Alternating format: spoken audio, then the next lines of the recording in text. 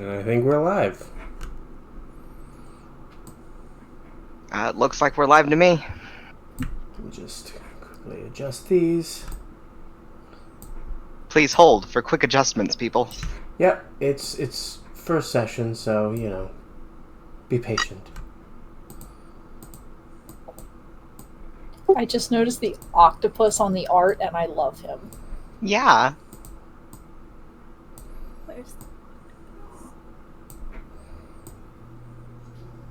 I love the overlay. Yeah, this is great. Thank you! Kacey made the map. It looks wonderful.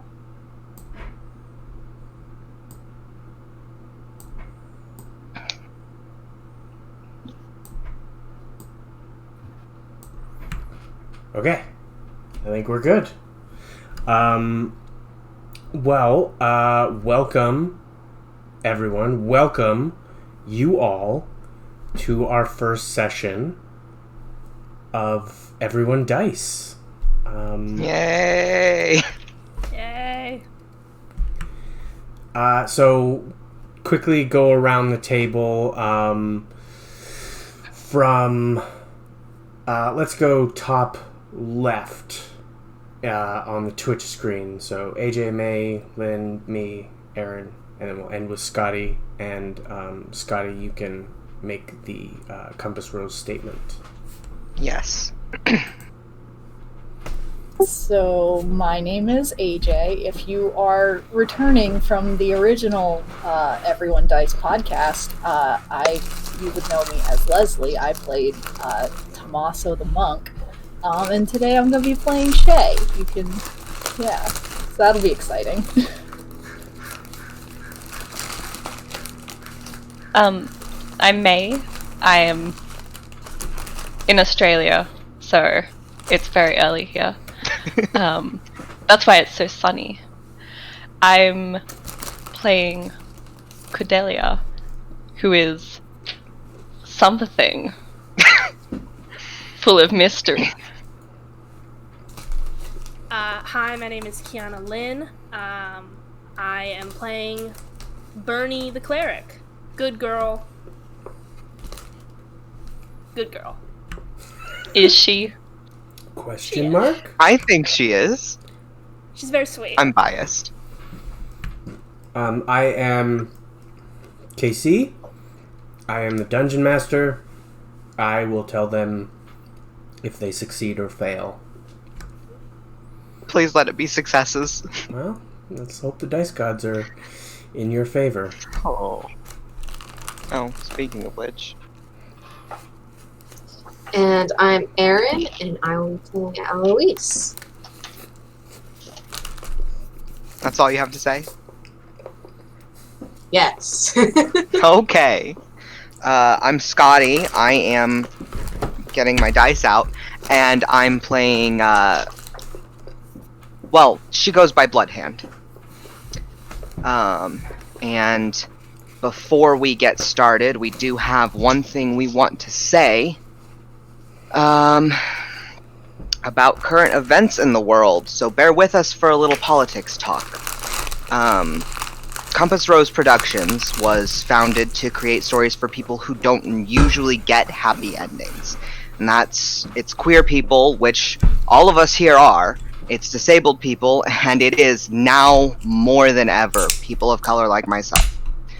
Our focus in these trying times is offering whatever support we can to the Black Lives Matter movement and to the protests and riots happening across the United States and in solidarity around the world.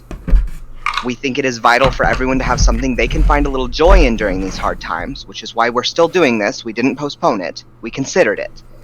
But it's also crucial that we not be silent about what is happening. To that end, we urge you to help support our black siblings in this continued fight for justice and police reform. We will not condemn protests as illegitimate if they turn to riots. It was Dr. King who said, "A riot is the language of the unheard." Time and time again, even just in US history alone, it has been proven to us that the only way marginalized communities get rights is through riots. Peaceful protest just makes us martyrs. If you can protest, you should. If you can donate, you should. and everyone should be sharing information about what is happening and how to help. We will be providing links to organizations with more information on how to help, and we've already done so on the Compass Rose Productions Tumblr, be it through donations or action. When this episode goes up on YouTube, we're going to put links in the description as well. So, on that note, stay safe, love each other, watch each other's backs, and let's play some D&D. Yeah, we love you all, and Scotty said it, everything. So, is everybody ready? Ready? Yep. Ready. All right. Welcome, fellow travelers, to Valora, a land where danger will be your constant companion, and where monsters thrive. It's not uncommon to find a vampire lord freely ruling over others, spirits wandering the streets, or a pack of werewolves running on the moors under the light of a full moon. The year is 864 ND, or New Dawn, and the lands of Valera are divided not only by its inhospitable terrain, but by political power. In the cold lands to the east, Braelia has forged an alliance with their southern neighbor of Pyra, a promise of support should war ever fall. The collection of island city-states known as the Mistvale, a place where cultural freedom and expression mean more than any amount of gold, has become a prosperous nation of trade. And the once expansive Holy Empire has now been split in two. To the south, protected by the mountain range known as Udona's Cradle, lies lands of perpetual autumn and bountiful fields known as Dunlin. To the north are the lands of Andoza, which still prosper under the protection of the angel Remio, and for a small tithe the people here are able to live in relative peace, as long as they obey the laws of the church and worship only the approved idolatry. Our adventure begins at the borders of Andoza, at the very edge of the haunted plains known as the Geistlands, in the growing trade town of Luchev. Built on the Turnov River to help ferry goods between Andoza and Dunlin, yet only within the last few years has it become an important way station for both nations. Under the leadership of Lord Gerhard Ulrich, Luchev has become a town of burgeoning industry and a travel destination with its annual Festival of Progress. It's in this town that fate will weave together a small handful of destinies. We begin on the day of Jassar, at the lodging house of the Blue Willow Inn. Sun creeps in, the slightly tattered curtains, into a meager room with 2 beds, which now begin to stir. A woman with hair like pink flame pokes her head out from under the covers. And Lynn, if you could please introduce your character. Bernie is deceptively tall for her very, withdrawn personality. She's 5 foot, 10 or 11-ish. She sort of rolls over in her bed and finds the little amber amulet that acts as her holy symbol, and looks at it for a moment before getting up to get dressed.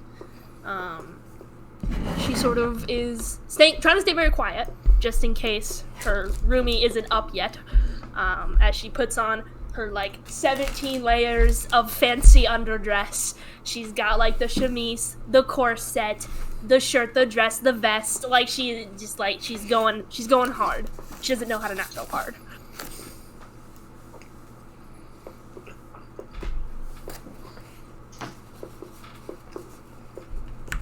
Sorry, just eating. Food is important. It is important. Bernie, you begin your day as you normally do. Preparing, dressing, and with your morning prayer. Your ear is briefly tickled by a blow of wind, but your prayers are more or less left to their own devices. After about an hour or so, your companion begins to stir. Scotty, could you please describe your character? Zala is 8 foot tall and well built. Goliath with dark gray skin that's speckled all over with light gray freckles. Of course, like all Goliaths, she has no hair, and her skin is decorated with these swirling lines of blood red ink. She rises slowly. Mornings are a lazy affair for her, although she still wakes earlier than many. And very, very softly, because she never speaks loudly, she says, "Good morning." Good morning. How did you sleep? Well enough, I suppose. Well, that's very good, because we have a busy day ahead of us. I was thinking that perhaps we can get down there to talk to Tana. I have a few questions for her. Yeah, that's probably a good idea. Yes. If you want, I can go down there and get breakfast for us while you're getting ready. It won't take me long to get ready. Alright.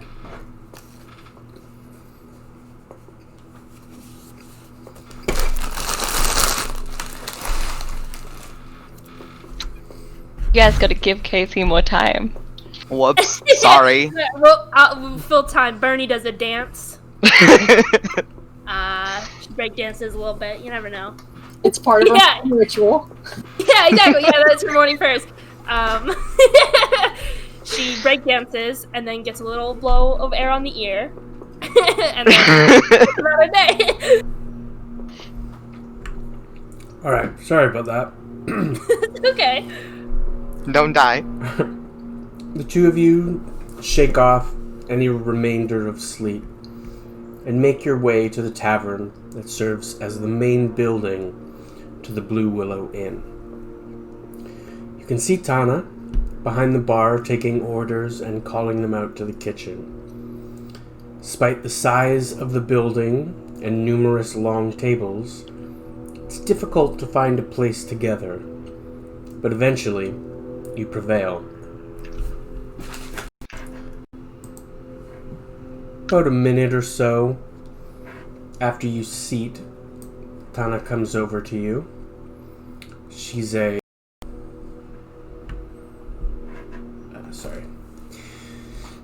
She's a half-orc woman of average height with a muscular build, long raven hair that's shaved on one side, streaked with bits of gray. Her arms are covered in scars of various sizes and severities, and near her right eye are a series of rather nasty-looking scars and gouges, almost like something tried to dig her eye from the socket. But with an eye patch covering it, you can't tell if it succeeded or not. She wears shirts with no sleeves, has a half apron wrapped around her waist, and seems to be very proud of her body. She smiles knowingly at you two. Says, "You two are up a lot earlier than I expected." Well, you know what they say. Early bird gets the worm. Something like that. How are you, Tana? Oh, I'm a bit groggy, to say the least. Polished off almost half of that bottle of liquor you gave me, so bit fuzzy. I can respect that. That has never happened to me before, but I sympathize deeply with you. Well, aren't we a lucky one? You know, all good Well. things in moderation. Tell me, Miss Lucky, what are you having for dinner, for breakfast? Okay, little bit of a strange request. Do you know how to make pear toast? It's really simple. Just toast the bread and some cinnamon eggs. Frank! Do you know how to make pirate toast? Don't hear any response, but you see this small, bald head poke up from the counter where a lot of the meals are placed. He just kind of... We do indeed. I take it you'd like a bit of pirate toast then. Yes, please. And Zara? All right. What about you, big lady? Oh, well, I'm sure you understand. I want something high in protein. Well, we've got the full Monty. It's eggs, sausage, bacon. Got a bit of toast, some hash browns, or grits if you prefer. No, I didn't much like the grits that I tried in Dunlin. The hash browns should be great. All right, Frank, a bit of pirate toast and a full Monty. Thank you so much, Tana. Is there any way you would have a free couple minutes to sit with us? I can spare a couple minutes. Give me another egg on that. I'll join you for a bit of a meal. She Wonderful. sits down on the sort of bench seat at this table. So, how are you two finding Luchev? Well, we haven't gotten to walk around very much, but it's a lovely city, and your inn is just magnificent. The beds are very comfortable. My compliments to you and yours. Thank you. We pride ourselves on being able to give a enjoyable, comfortable, and hospitable stay to our travelers, to the nobles, and to anyone with some coin. And an enjoyable stay. Oh, ew. Yes. I don't think I understand.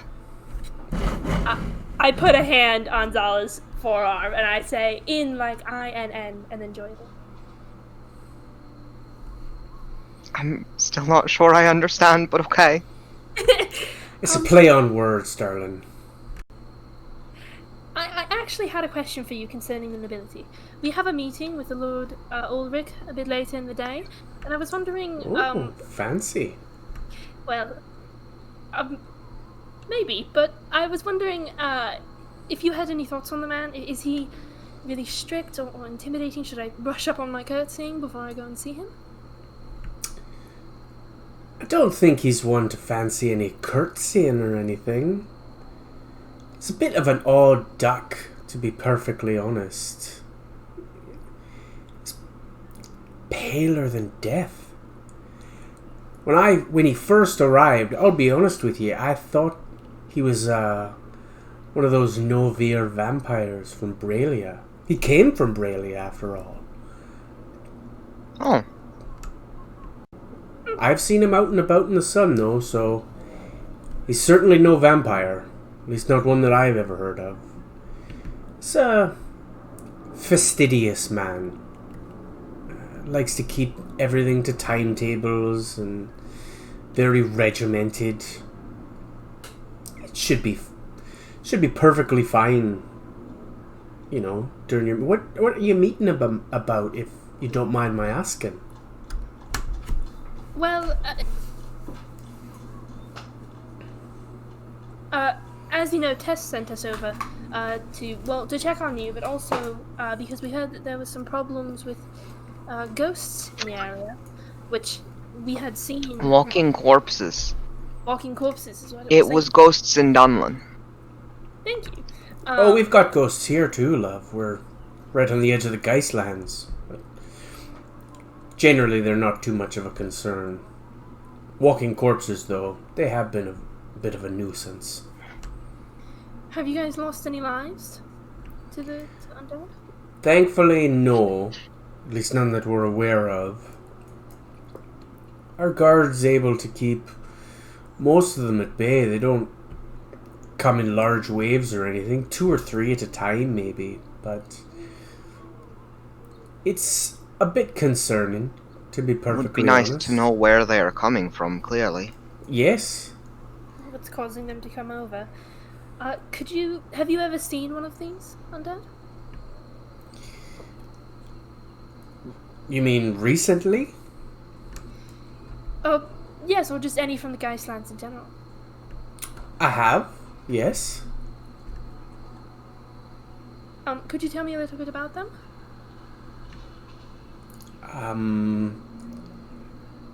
They're walking corpses. Yes. And they're gross? I'm sure, but more like, how do they move? If they're aggressive? If they have any oddities about them? Well, I'd say they move about as much as any shambling corpse does. Not very well. Nothing that I can really recall that sticks out to me as an oddity or anything like that. I'm afraid you might have to talk to the Lord or Captain of the Guard if you were looking for any information about that. They're the ones who dealt with the bodies once they were no longer moving. Alright, well that's good to know. Last question before we move on to more breakfast appropriate subjects of conversation. Have any of your dead been rising, or are they all resting peacefully? We have had a few travelers from the graveyard, yes. As far as I can tell, there's no pattern about it. Just had a couple people who've passed on in the last 8 months or so that have come back to... I'm not really sure.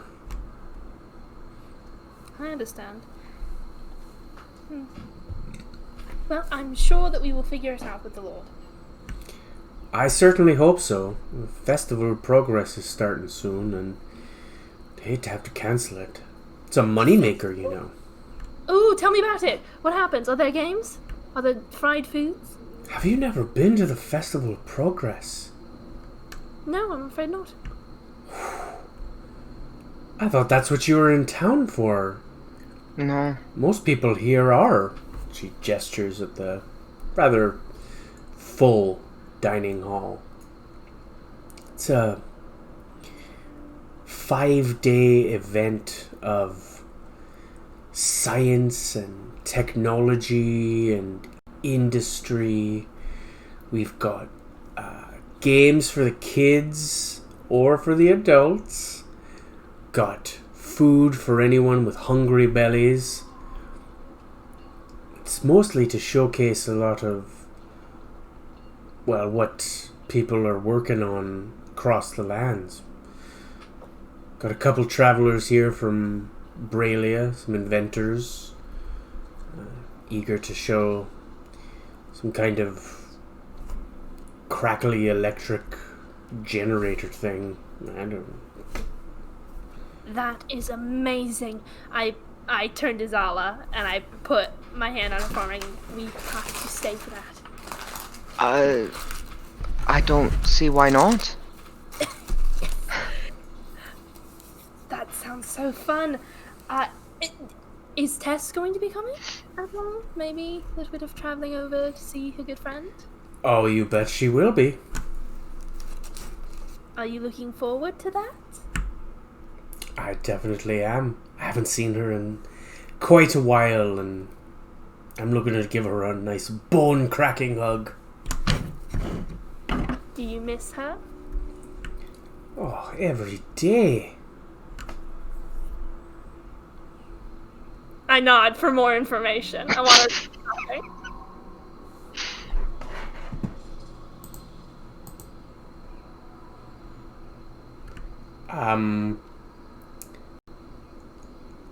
I do miss her. I'm not sure what else you're... Well, she was very concerned about you. It's very expensive liquor. You miss her? I'm just wondering if maybe, if you guys are just friends, or... No.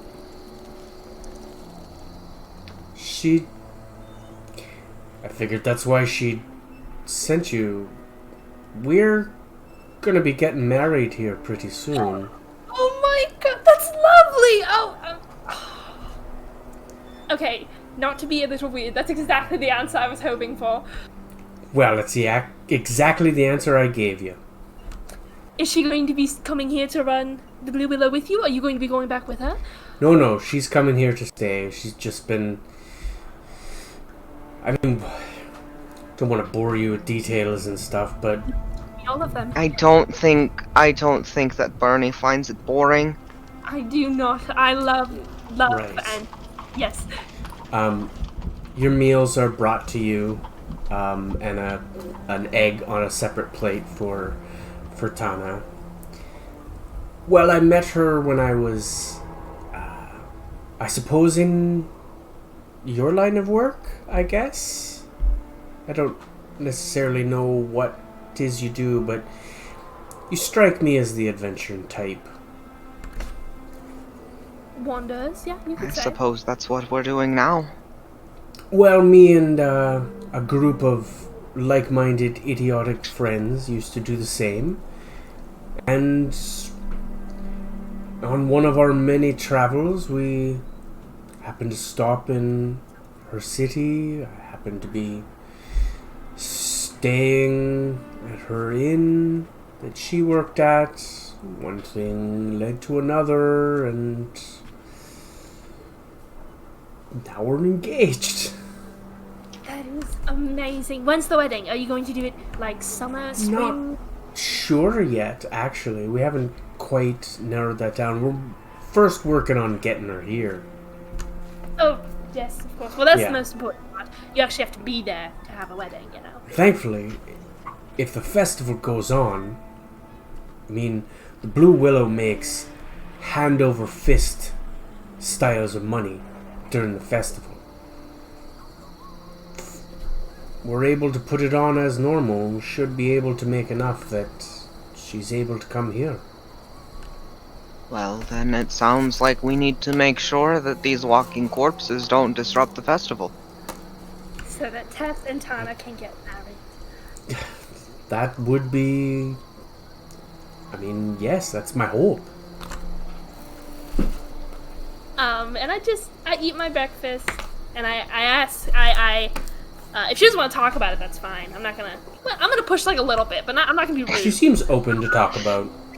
And I ask herself. how they met. I ask how often Tess visits. I ask her what her favorite fried food is at the festival. Just a bunch of questions. Sala mostly lets Bernie do the talking. She regales you with a lot of information about when she was still an adventurer and made regular trips to the Stormport where Tess works, and how she took over the Blue Willow Inn when her parents passed away, and how that led to her seeing Tess more often, falling in love, and getting engaged. When you ask about her favorite fried food at the festival, she kind of gives you a shy grin and says, well, there's this delicious treat. It's like a cake, but it's made with like a funnel. It's like a funnel cake, and it's the best thing, but I can't eat more than half of one.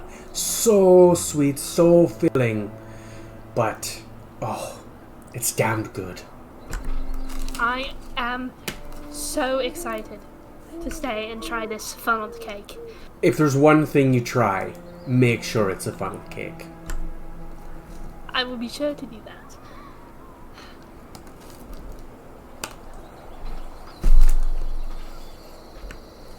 And your breakfast continues without anything really catching your attention.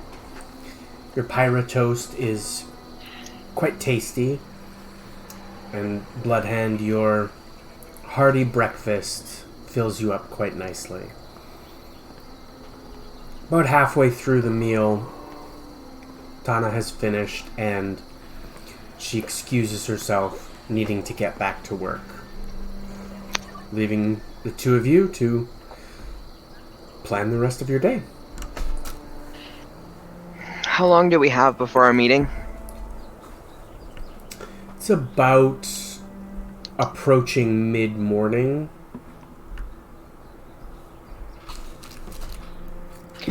Well, we could walk around town a little bit, see what Luchev is like, since we haven't had much of a chance yet. Yes, that sounds lovely. Perhaps we can find some sort of florist and see what flowers grow in the area. I'd be curious what grows in Geistlands. And then you could press them in your notebook. Yes, I could. Sounds like a plan.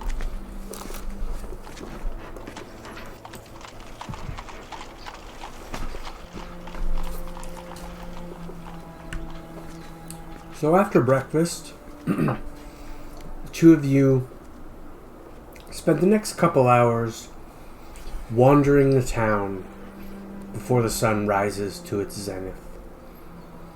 And the time of your appointed meeting draws nearer and nearer. You make your way eventually to the mayor's estate, a mansion of dark gray stone and red-brown wood. A young man with immaculately parted black hair and ivory horn-rimmed glasses greets you at the door before leading you inside. He takes you to a room near the back of the manor, a larger, open meeting room, which is dominated mostly by an oval wooden table. Steward nods and informs you that Lord Ulrich will be with you shortly. As you enter, you see that you are not alone. Two other individuals sit at this table. AJ and Aaron, if you could please introduce your characters. So you said that we were seating? So you see from what you can tell, since she's seating, tall, kind of light blue, gray person with dark blue, very long hair. It's kind of shaved on one side. It's giving a long crystalline earring on the same side. she's wearing a wolf pelt as a cloak right on top of her head.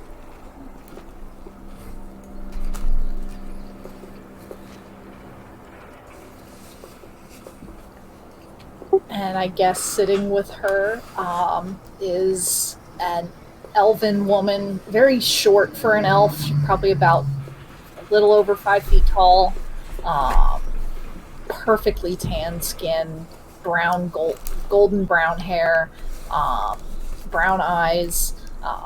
She's got like this like crop top kind of thing on to show off her abs. Doesn't have any sleeves. She's got this kind of big scarf cowl thing on over top of the shirt, and then just these loose baggy pants. It looks very comfortable, and yeah, that's about it.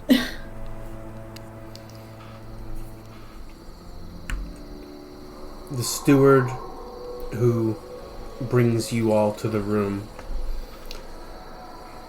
gives you a very slight smile before saying, "The Lord will be with you shortly."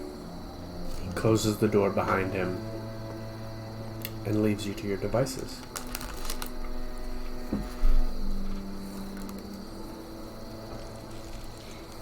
Hi, my name's Eloise. What's your names? My name's Bunny. Bunny Shannon, and I hold out a hand. Eloise like reaches out and like vigorously shakes you. It's so nice to meet you. Where are you from? I'm from Pyra. Where are you from? Oh, I'm from Verlia. I've never been to Pyra. What's it like? Moderate.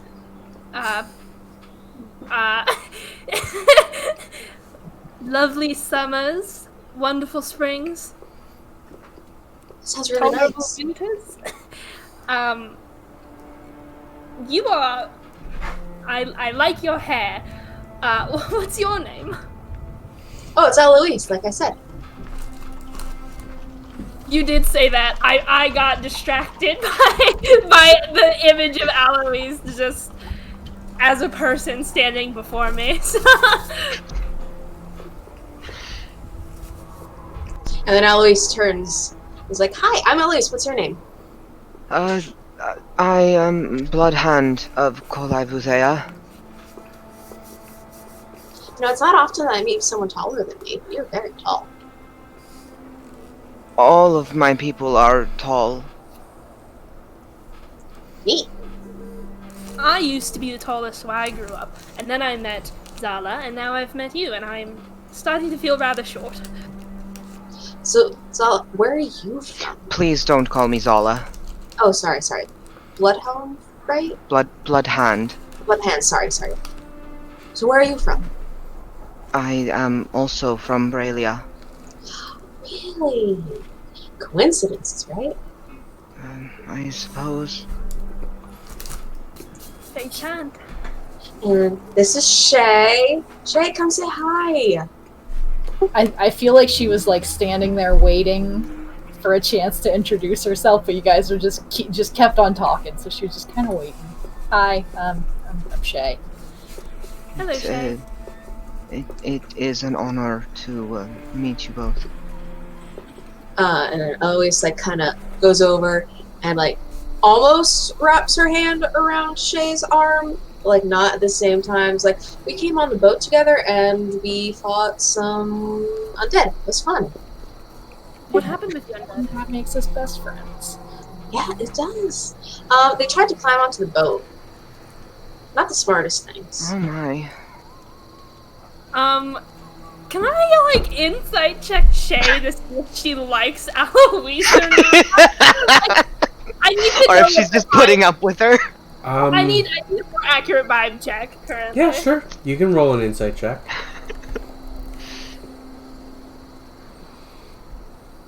It's still so weird to me to not have anything in insight or persuasion. I got an 8. Geez, I don't know what. Kind of hard to roll- tell. Yeah, I will say it's kind of hard to tell. the hell would I make that roll for you, Shay? Deception with disadvantage because she's not lying. I guess, yeah. I'll give you deception at disadvantage because you're not necessarily hiding or lying anything. I got an 8.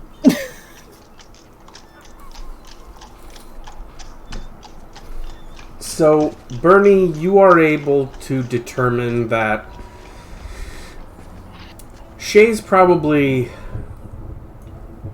a little uncomfortable around Alois, but you're not sure if it's just Alois or just the situation in general. Beyond that, it is a bit hard to tell. I'll tell you, Aaron, when you sent me the picture of Alois, and she was like this very intimidating, befreckled woman with blue eyes, I did not expect her to come out the gate and be so out there. I love it. Okay. Bernie will say, "It is such a pleasure to meet you, Shay and Alois. So funny. We also came, well, we didn't come here on a boat, but we came to our last place on a boat, and we were also attacked by undead. So, strange circumstances that have brought us all together." I mean, they did tell us this place is having a zombie problem, so... I mean, I came here specifically for that. We came here to speak with a friend of an acquaintance. They get you married. That's always so much fun! No, I love weddings. I'm very excited. I'm not invited. I don't know if that's not it. But yeah, it doesn't matter. Weddings in general are just nice. And Bernie gets a little embarrassed. Alois is just continue, like, fully paying attention to you, like, yeah. Have any of you met this man before? Done anything like this before? Not at all. I just left my village recently for the first time. Oh, Rich The people first time. don't really like me. well, did you say rich people don't really like you? Yeah. Well, then rich people are stupid. You seem very nice. But I agree. maybe just in case, we should just review curtsying as a principle. I How do you do don't that? know what a curtsy is. I will gladly demonstrate. And I take a step back, and I curtsy, lift up my skirt, and bow my head deeply. It's a sign of respect to lords and whatever. Shay does not curtsy, but she does give a very formal bow. Alois will attempt to curtsy. I'm not sure if she would do it right. And as she goes to lift her skirts, you can clearly see a bear trap that is attached to her hip. Scary. Just this big ass iron metal contraption attached to her hip. It's fucking great. And I look at Zala last. I don't think I'm going to be terribly good at that. That's okay. You can do what Shay did and just bow at the waist. Okay. I know that Tana said that he was eccentric or whatever, but still, I'm just a little worried about it. I don't want to get off on the wrong foot with nobility.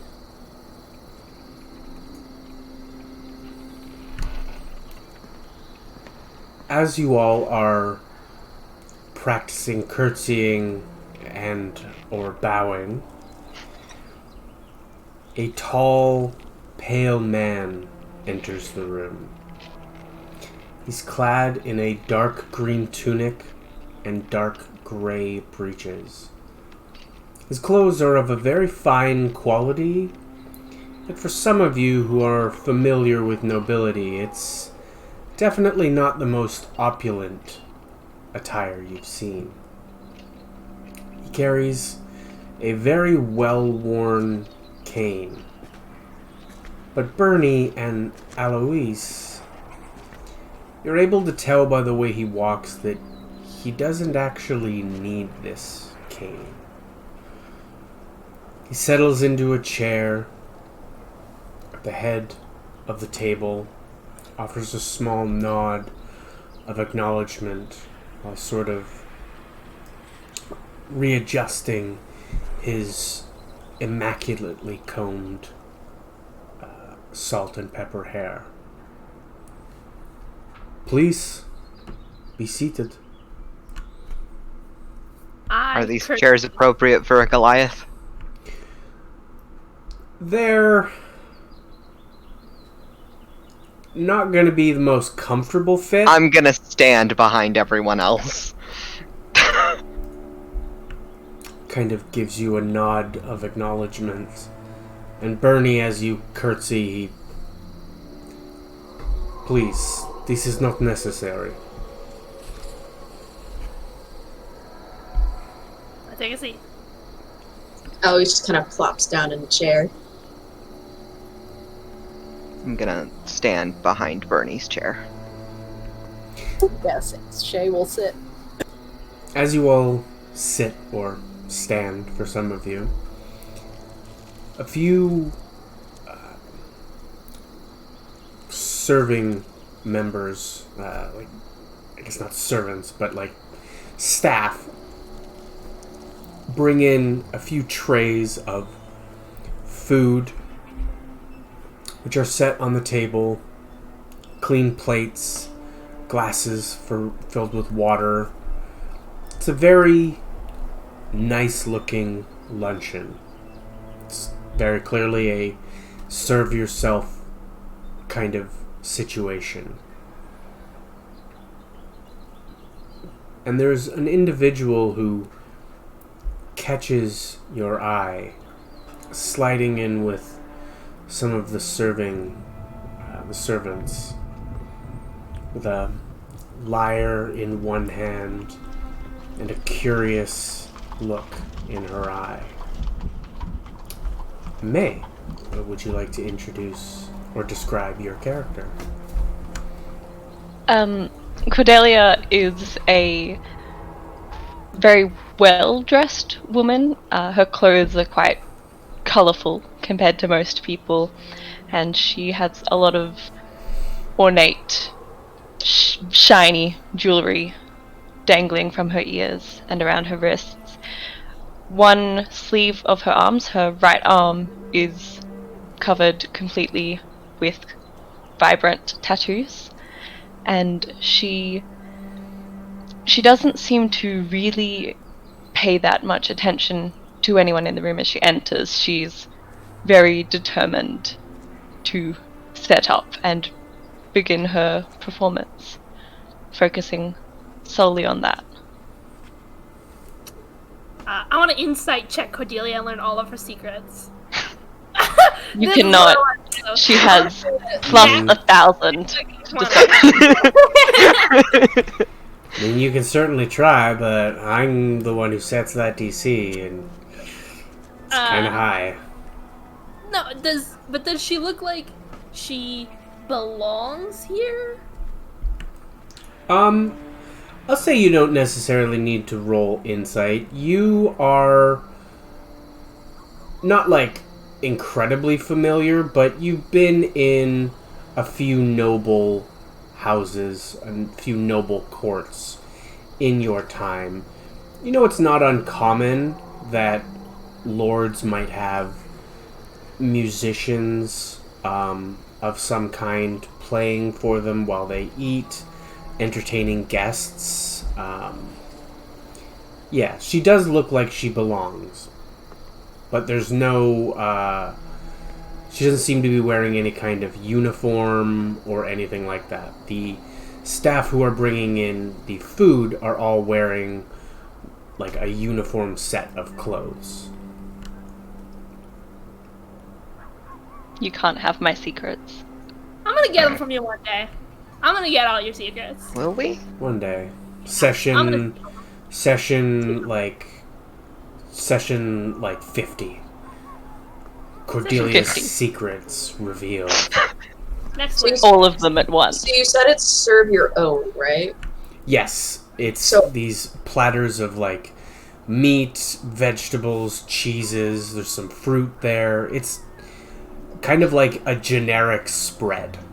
So Alois is doing an a la carte sort of thing, except it's everything and about 3 servings of each. Oh my god. Oh my god. I mean, mad respect.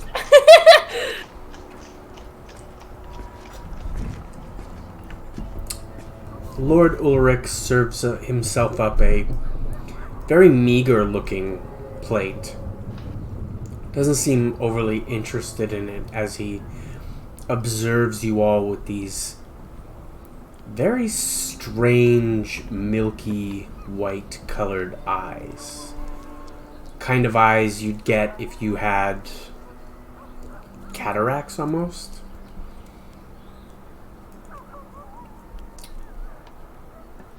I am being told that you are individuals capable of looking after yourselves in times of trouble. Yes? Yes, my lord. Please. I guess. You may call me Gerhard.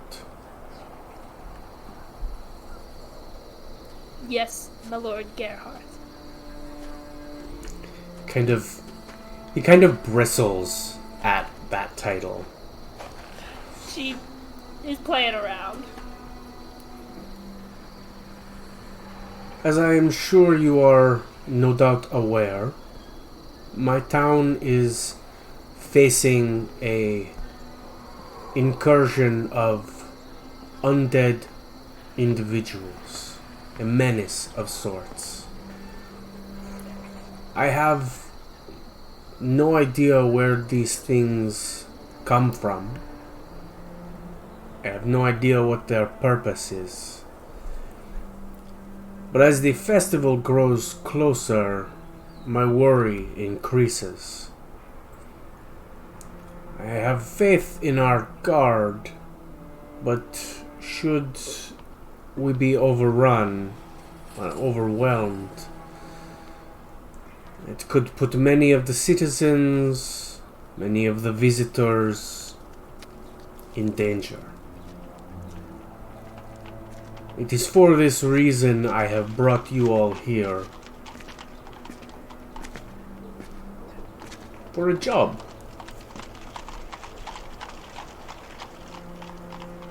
It is my honor and duty to protect life whenever I am able. Of course.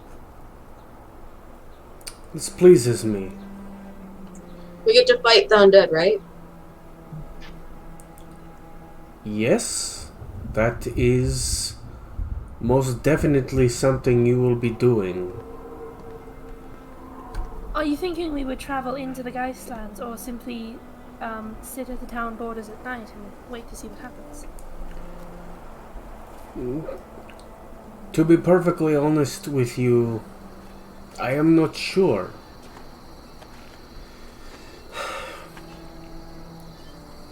We have no idea specifically where these menaces are coming from. We first thought that they were using the graveyard as a means to attack us with our own villagers, but though we have had undead menace us from the graveyard, they are not the only ones. The graveyard is to the north of town, and we have had undead come to us from both the north and the west sides of town. This indicates to me that there is more than one location they are being returned from.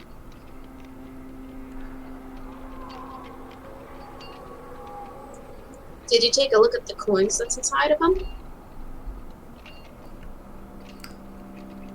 He stares at you very curiously. How did you know that there are coins inside these creatures? So I took it out. May I see it? What? He rotates the coin in his hand, looking at every angle of it before setting it down and passing it back to you. We have found coins to the exact specifications of this one. He kind of snaps his fingers and his steward steps forward, holding a small wooden box that he opens, and you are able to see several of these strange, old, grimy-looking coins in them. He sets the box on the table so you can all examine the coins if you want. Yes. You pick up one of the coins, Bernie, kind of roll it over your fingers. It's got very strange markings on it. You'd be familiar in arcane markings, and you'd know these to be arcane of some nature. You don't know specifically what, but you know they're arcane. Can I try and make a roll to see if I would know anything more than just like they're arcane? Of course you can. Cool. That'll be an Arcana check. 5 again. This is crazy. It's the arcane was never your domain, shall we say?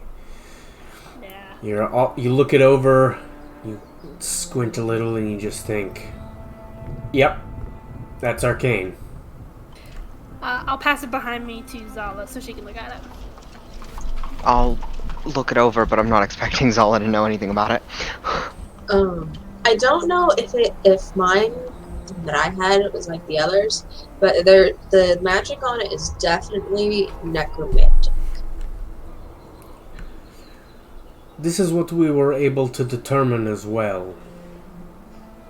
It is not an overly powerful enchantment, but the fact that there are so many of them worries me. I had heard from an innkeeper in town that they were just like normal, I guess if there is a normal walking corpse, but do you have anything specific that your people have gathered as far as information on how they move, walk, even what they smell like? Aside from dead?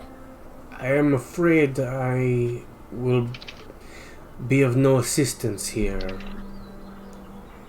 We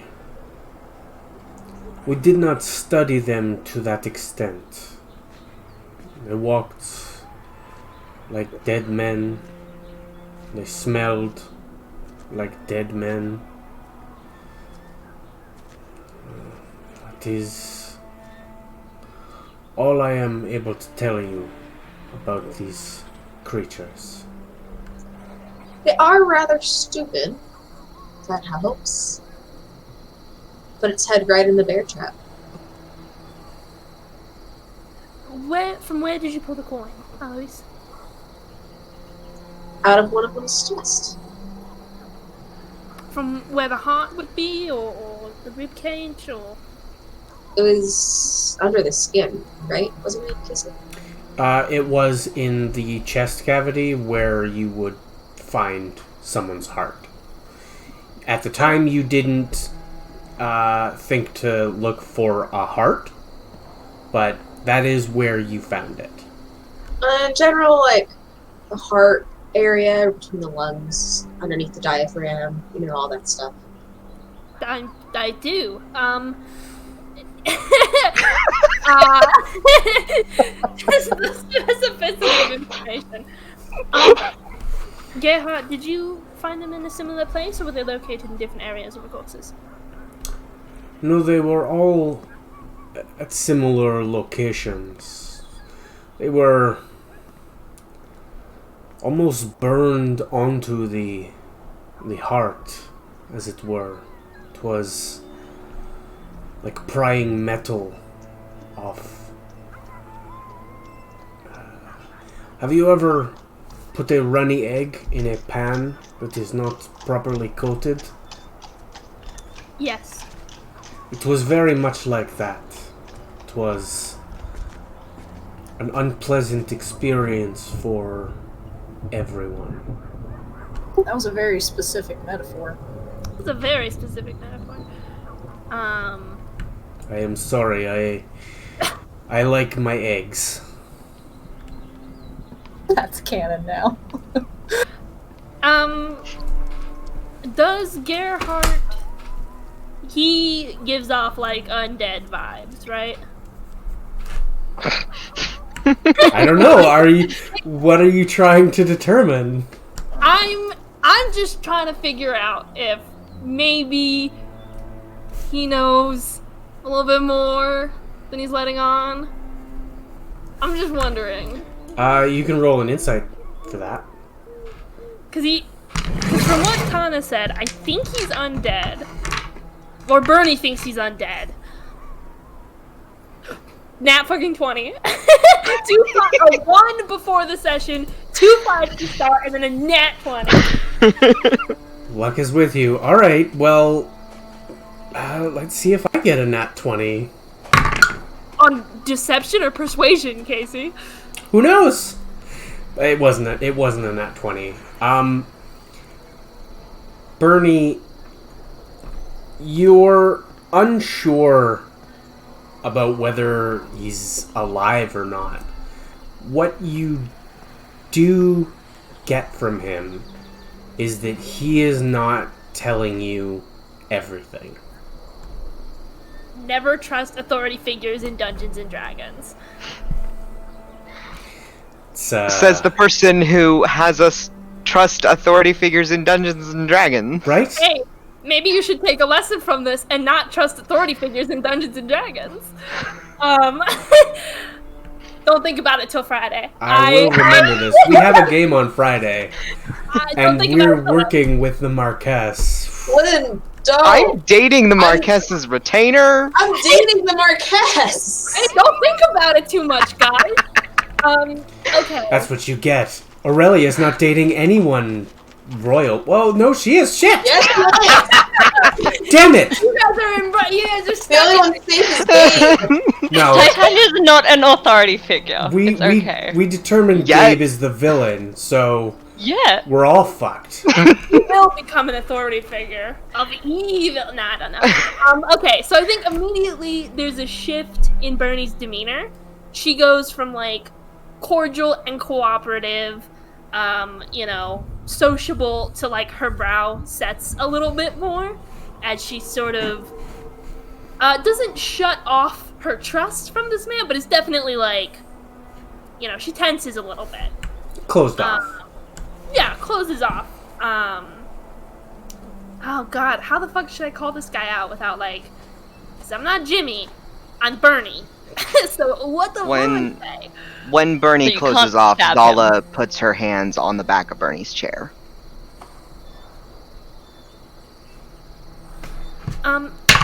Gerhard, I've heard that you've not lost any lives, sis, but there have been attacks.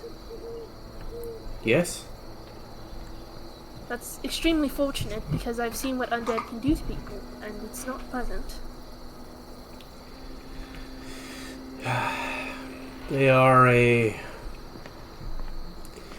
difficult species to understand. On one hand, there is the zombies that plague my town, but on the other, there are the Novir in Braelia. There seems to be no hard line between what is good and what is not. Truly, the same with people. And these undead, they do pose a risk to the festival, which is my understanding, to your coffers. I am not entirely sure if they will attack the festival, but it is my great concern. We have several prominent members from different nations visiting or arriving soon. I'm not sure how much you know about the festival, but this is a 5-day affair. The chances, a lot of trouble to possibly happen. the chances that we could be attacked are higher than I would like. I would like them to be at 0. Of course, well that's why you're hiring us, to do right by your people and by your purses.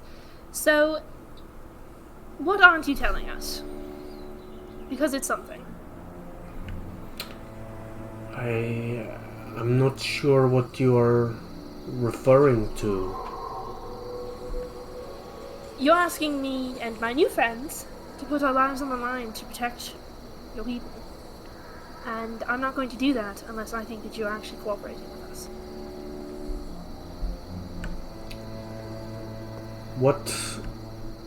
What can I do to convince you that I have only the safety of my citizens as a concern?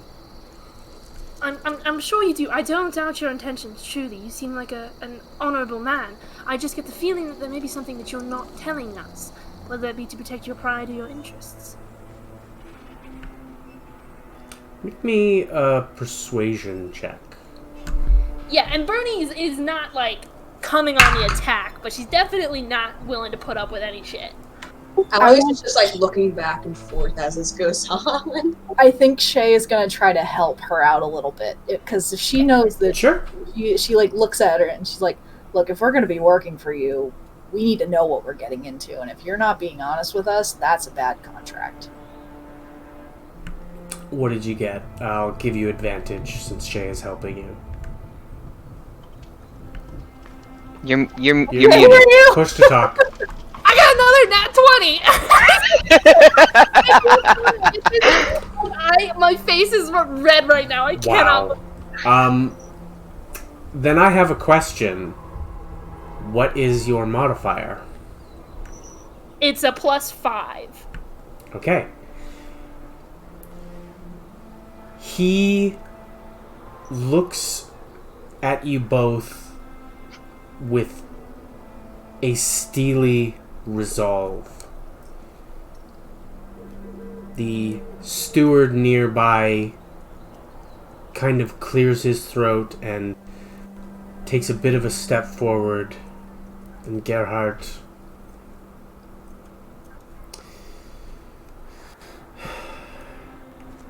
You are right that I have not told you every little detail. 'Tis not out of any amount of trust that I lack. 'Tis also not any desire to conceal anything from you. Merely an uncertainty that I am hoping will be confirmed.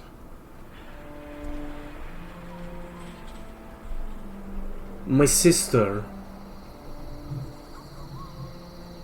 is possibly involved in this.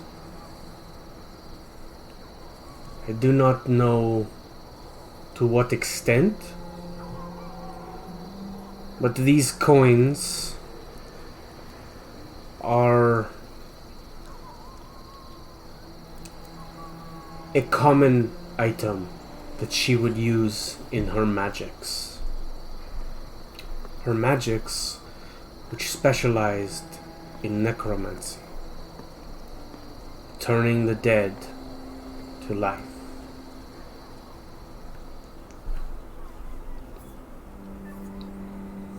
Why would she want to attack her village?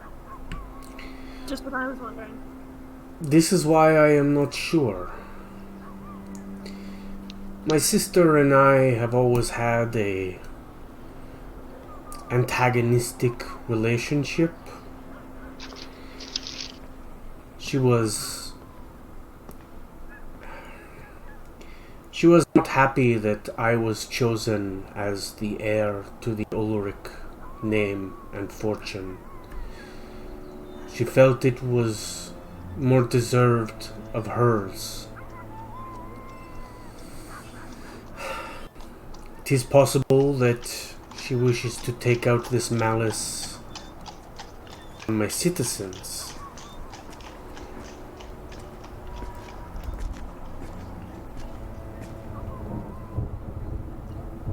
And you wanted to protect her?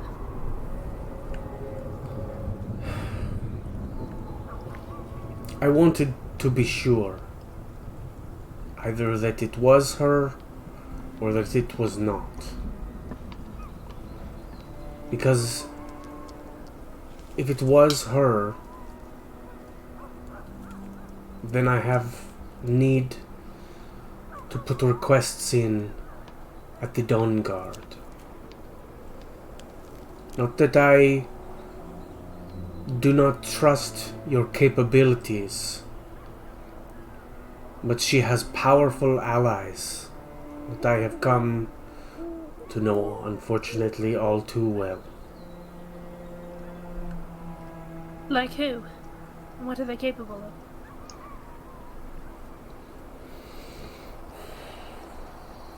of? You know of the Dusk Convoy, yes? Do I? You can roll me a history check. Anyone who wants to can. Third nat 20, here we go.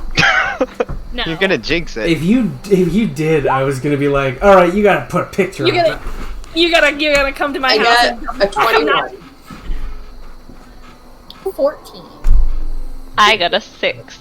18. I'm not rolling. Zala wouldn't know. All right, so everybody but Bloodhand and Cordelia are aware that the Dusk Envoy is the short form name for the... Let me get the actual name.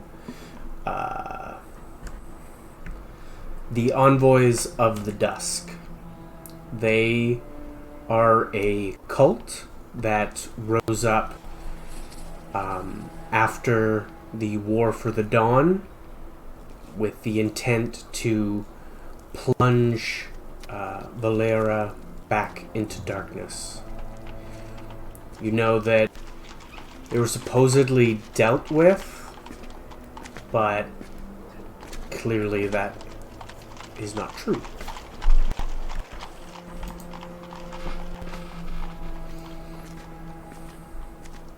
Do you have any specific names or numbers? People that she was friends with within the Order?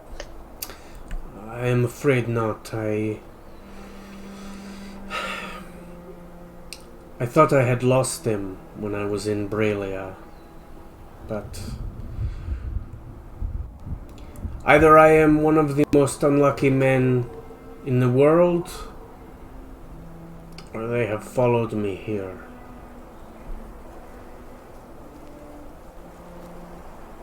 Well, I hope you're not unlucky, otherwise this might be a bit much for even us to handle. I will certainly hope that luck is in our favor as well. I understand that you do not enjoy being kept in the dark. I hope you understand where I am coming from. That said, my offer and request still stands.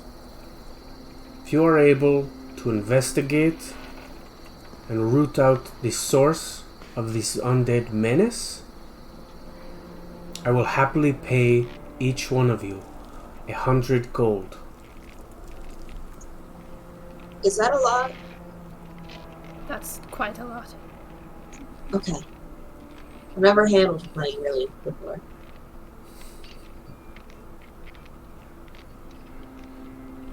I mean, like, It's- I sold things to, like, get money for the village, but, like, never, like, for myself, to get what I mean.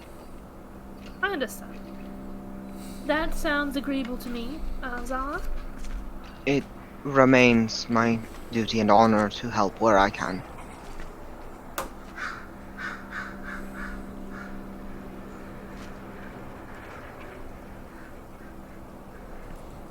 What of the rest of you? I mean, that's the whole reason I came here, so, like...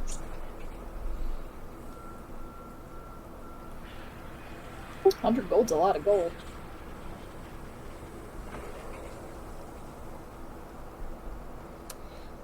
Well, perhaps we should all go our separate ways then to begin preparing.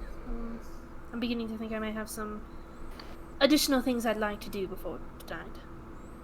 We should plan to meet up at some point, though, and discuss how we're going to tackle this. We should.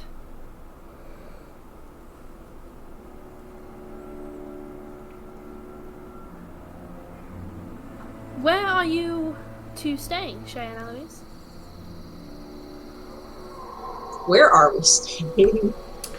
You are also staying at the Blue Willow Inn. It's the biggest inn in Luchev.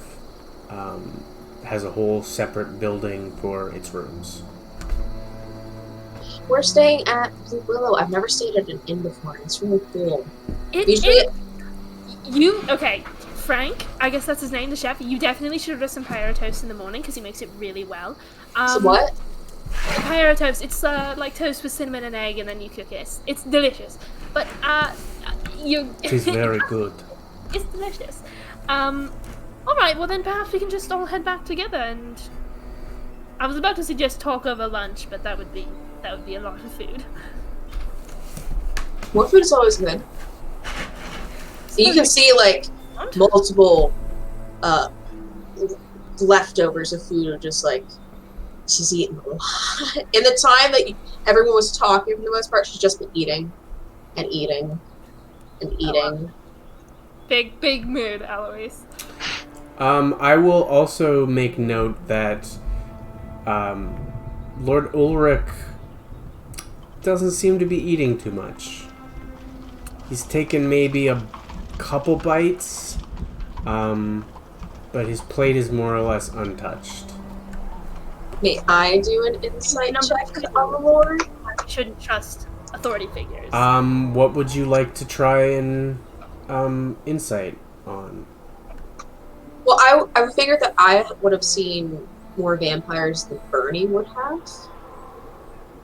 At least, I assume so. So see if this, like, seeing other was, like, since he is also from Berlin. Okay, do you want to see if he's somehow connected to vampires? Alright, you can roll me an insight on that. I got a 17.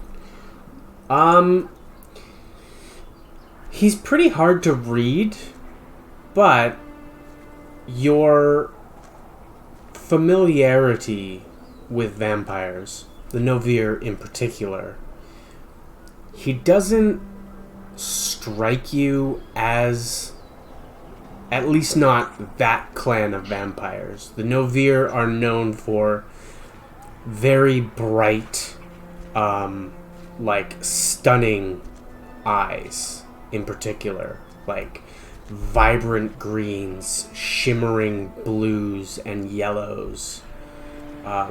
His are just a sort of a milky white, a milky blue, but like there's a slight film over his eyes. Eloise will pull a faux pas and just straight up ask him, so are you a vampire or what?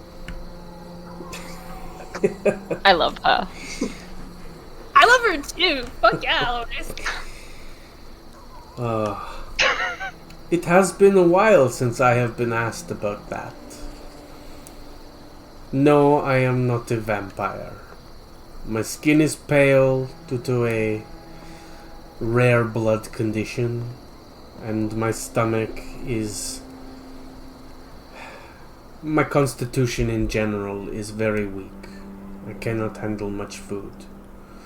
But I figured it was rude to not try and ingest some while we were talking. Oh, no worries. I was just wondering, because I'm told that vampires like mine, so I was gonna offer it if you were. That is a strange... You are from Bralia? Yeah. You are a donor then? Oh no, we stockpiled it and sold it as needed. You stockpiled your blood. Uh-huh. Interesting. I might ask, where in Bralia are you from?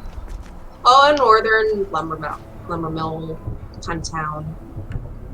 I believe I know the town you are talking about. I'm afraid I have never set foot much out of the capital city. I've never been to the capital, so we're kind of equal on that.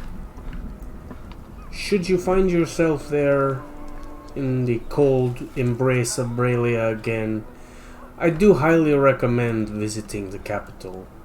The wonders on display there are nothing short of breathtaking. It is a lot of people, but it is a very lovely city. You're also from Bralia? I am, yes. What are the chances I am to meet two Bralians? This is exciting. I do not meet many from my homeland. I was not expecting to meet many myself, but journeys are for the unexpected. This is very true.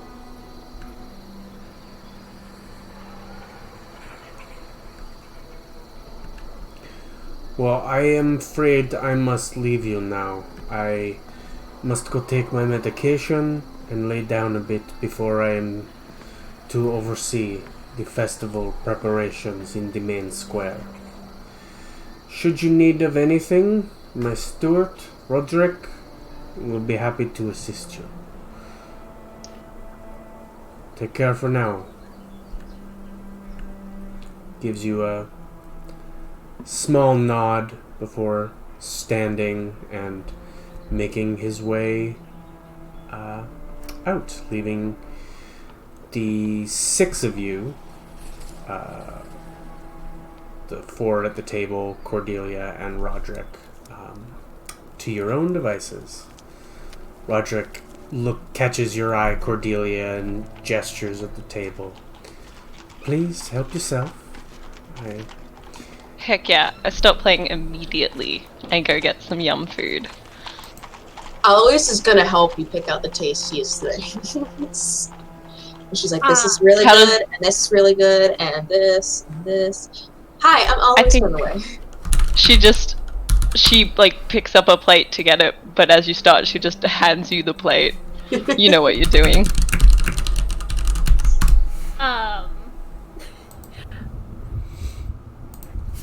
I want to remind everyone, she has a big, like, wolf head that she's wearing on top of her head. I'm just ignoring the wolf head.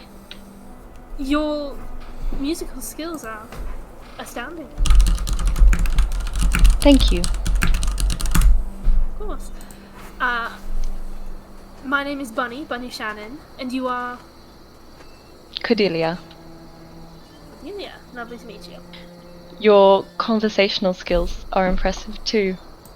You managed to get him to tell you about his sister. Oh, thank you.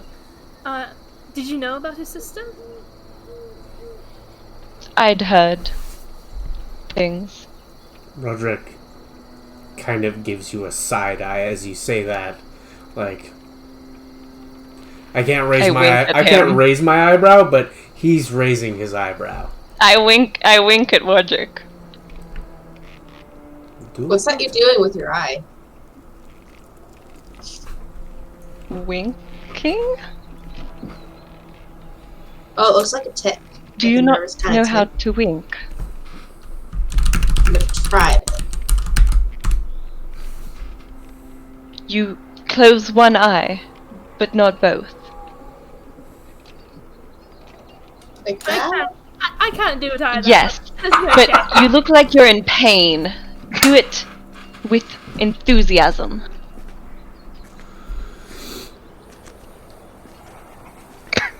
Okay, you'll get Like there. that. Let's practice it.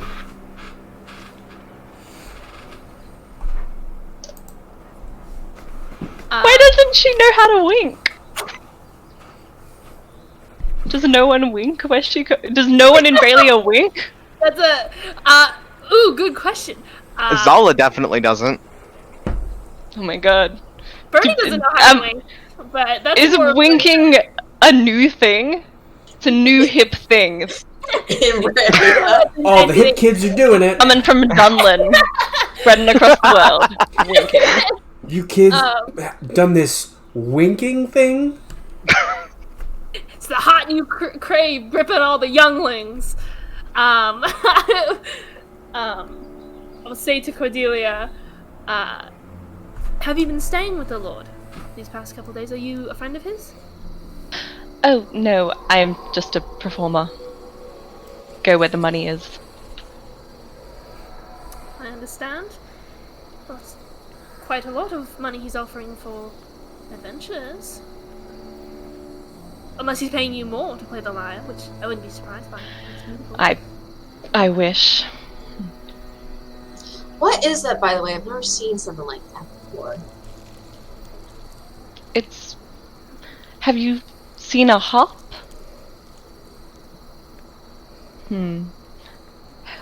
How many instruments do you know? I know the pan flute, drums. Is that it? Yeah, kind of. Well, I can tell you there's at least twice as many instruments as that in the whole world. Really? Yes. I can play others. Perhaps I'll perform with a different instrument for you. Oh, that's really cool. Where are you from? I don't... No Valia. winking and no... I never really left my village before. So we're That's kind so of sad. isolated. Was that lonely? I mean, no, not at all. It's just isolated. Just isolated. We never really lose anyone, so like... Do you think you can do it? The job? Oh yeah, that's why I came. I heard about that there was undead, and that's why I came. But how confident are you? I mean, it's what I'm supposed to do, so It's quite dangerous. it sounds fun. Do you know something about it? I know a lot about a lot of things. You care to share?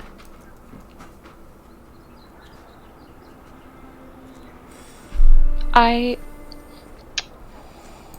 just curious if you think you have the resources between the four of you to take down these attacking forces. Are you interested in an extra 100 gold? I might be interested if it was a little more than an extra 100 gold. I think my Well. services would be helpful, but look, if you think you can do it, then Godspeed to you. Though I've just met Alois and Shay, they are clearly very capable people, and I believe that we can do it. I'm very confident in our skills, and if it is too much, I will be sure to come back to Gerhardt and demand that he gives us each a little bit extra, because if it truly is his sister and this order, I think we're probably worth maybe a bit more than 100 gold.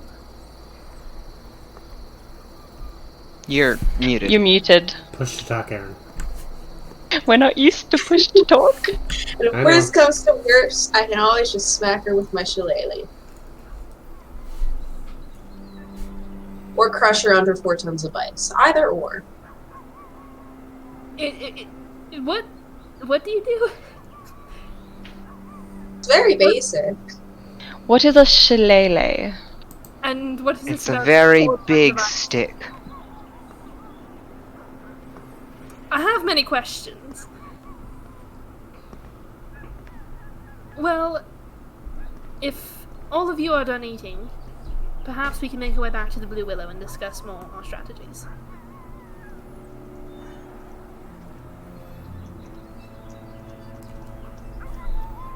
Shay grabs a handful of small cookies and takes them with her.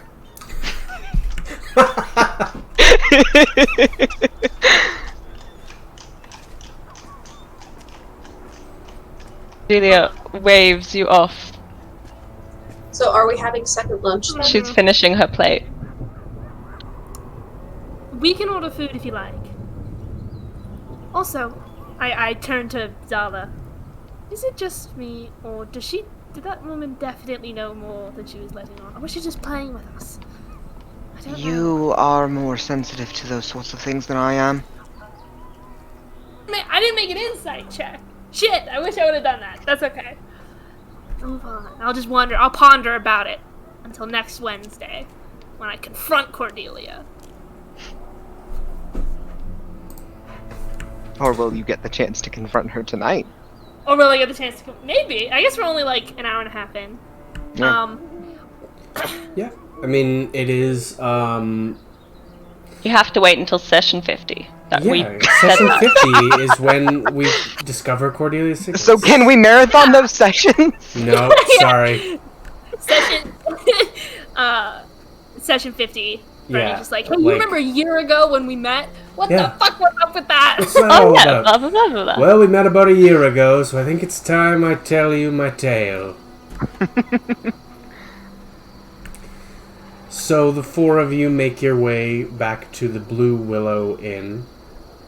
You find it quieter. Oh, Wait, yes. one thing. Yeah. On my way back, can I keep an eye out for like anybody who would be selling glass vials or bottles or water skins? Yeah. There's a couple places that you can pick that stuff up. Just let me know what you want, and I will get you a price. I would like like a rather large. I already have a water skin, like my personal water, but I would like a rather large water skin. Like larger than a normal one?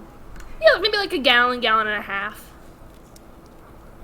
Okay. I will say you can find that, easily enough. It's not an overly common item, so it's about twice what a normal water skin is. I don't know off the top of my head what a water skin price is. I think it's 4 gold.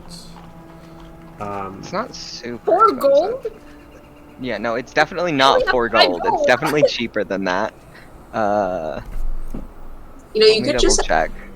Alois like sees you trying to buy. Was like, I could just make you one for free. When could you have it done by? Oh, I would just have to hunt a deer real quick. It wouldn't 2 take silver. Alright, so for 5 silver, you can find a large water skin that is about a gallon. I will purchase it, and I will fill it with water when we get back to the Blue Willow. Alright, with that quick pit stop, you all head back to the Blue Willow, finding it quieter than it initially was. It is no longer overly difficult for you to find a table that will seat all of you. You don't see Tana. She is not on the floor. There's a younger halfling woman who seems to be tending bar and running out orders and whatnot. You do spy Frank still in the back, his bald head sort of occasionally bobbing up and down in the window. Is the halfling woman's name Geneva?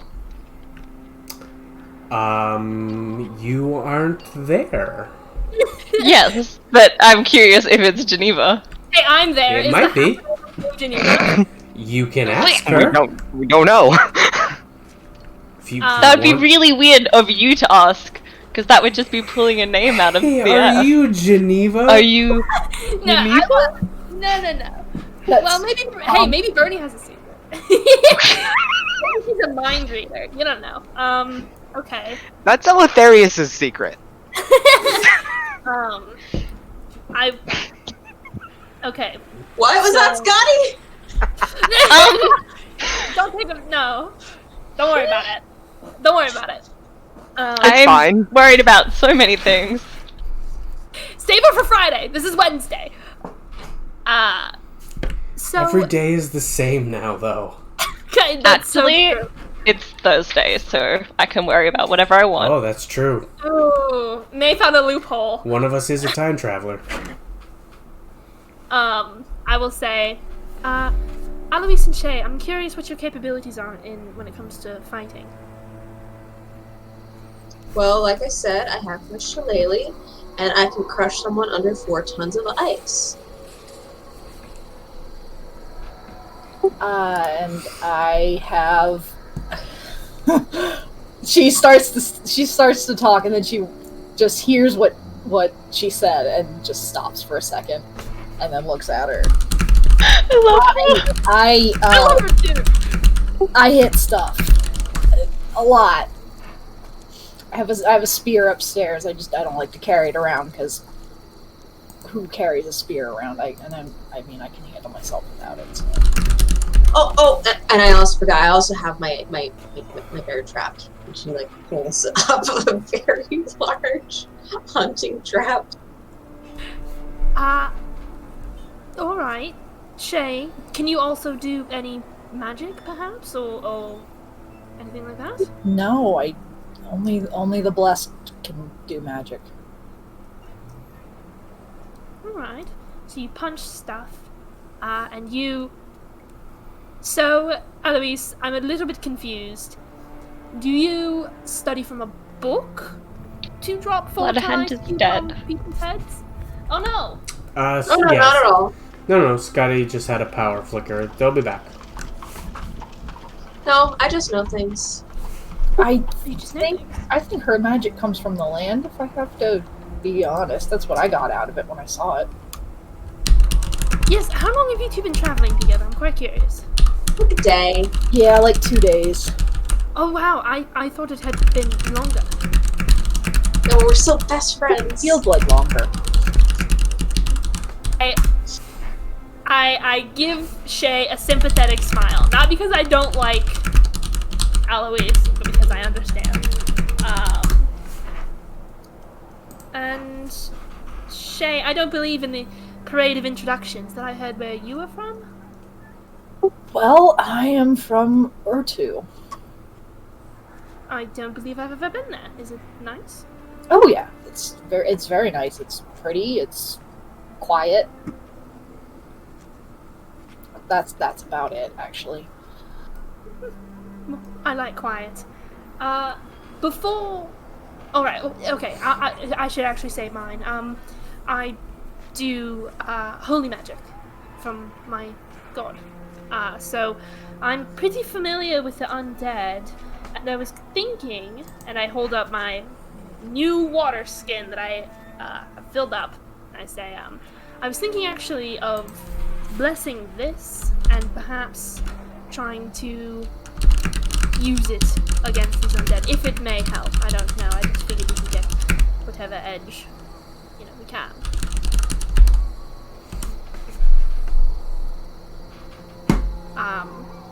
As for our plans go, probably wait for Scotty to get back to discuss that.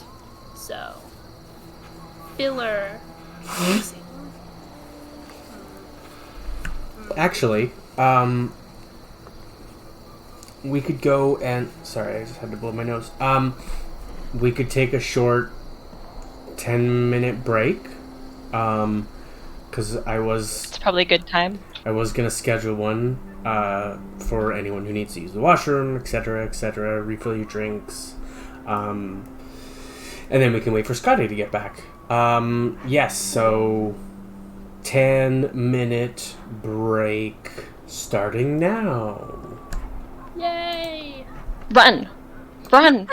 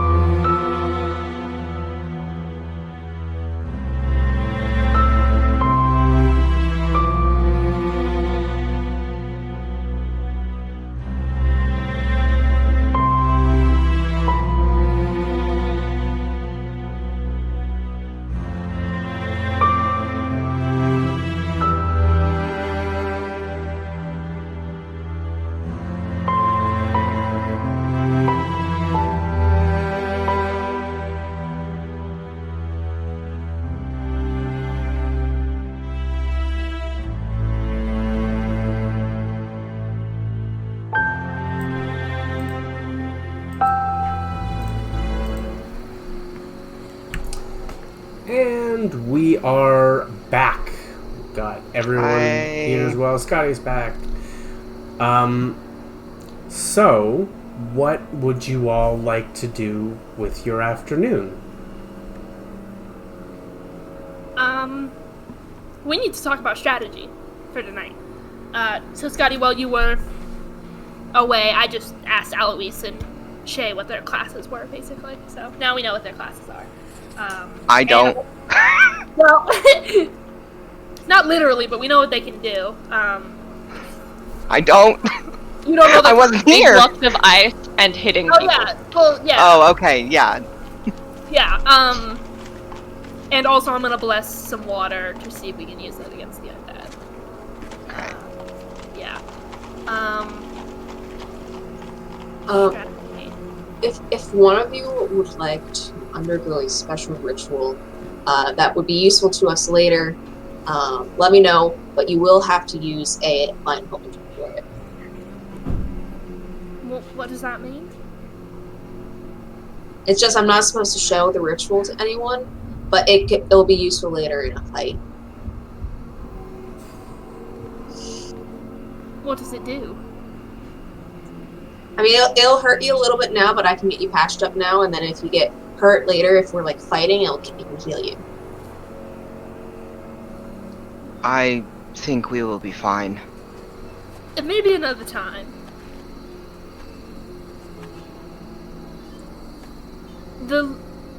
Well, perhaps for tonight, we should just hang out near the edge of town and See what direction they are coming from.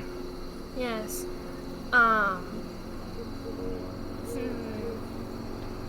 You said this Maybe- was the south and the west, right? South and the west. North and the west. North and the west. Yeah, that. Maybe we can ask some.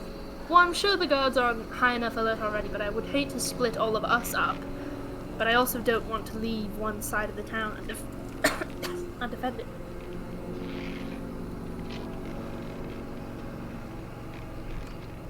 Don't die. She's a cleric. She'll be fine. I live. We'll see. I don't know, Kacey. You almost killed me like yesterday, so. Yeah, our session 0 did not go great.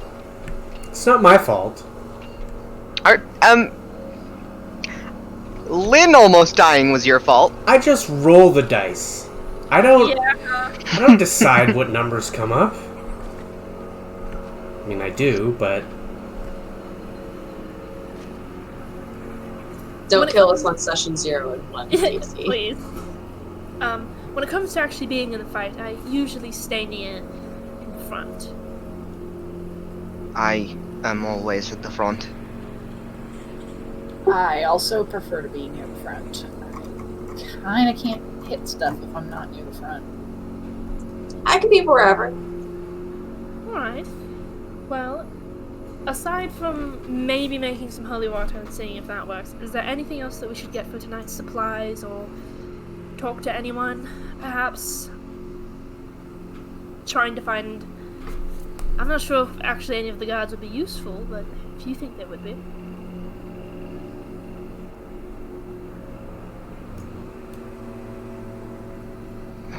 I mean, it's undead. It's pretty self-explanatory. Hit them until they're dead again. That's We fair. could lure them into my 4-ton block of ice and just smash them. Set You up a are trap? very fond of your ice. I don't get to use it that often.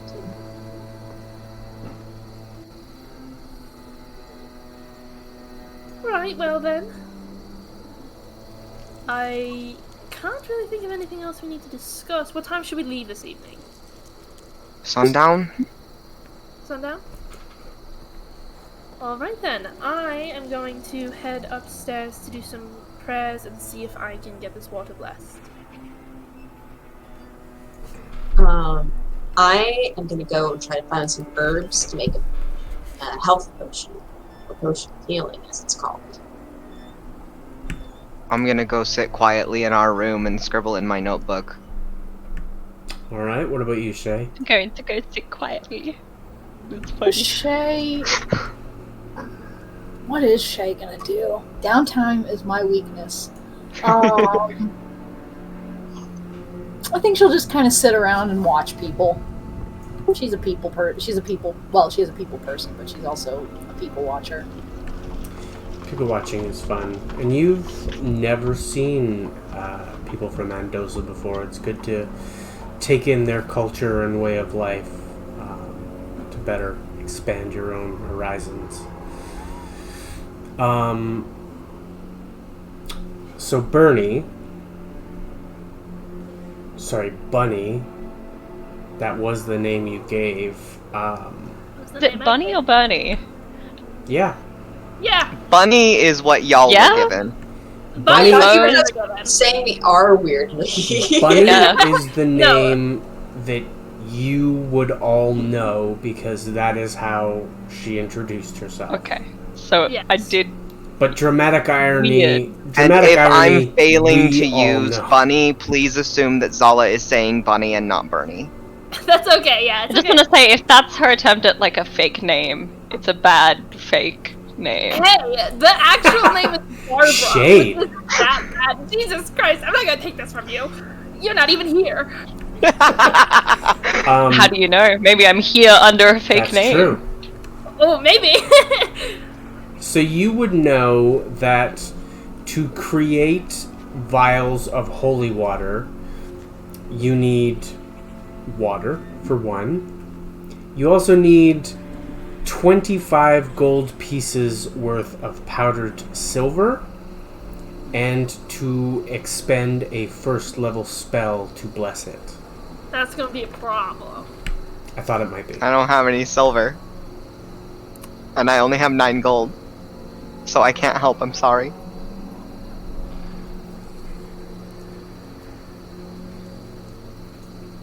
I don't have enough money to actually bless this water. Perhaps we will have to go without tonight. Well, I could get some, but I don't want to resort to my old ways.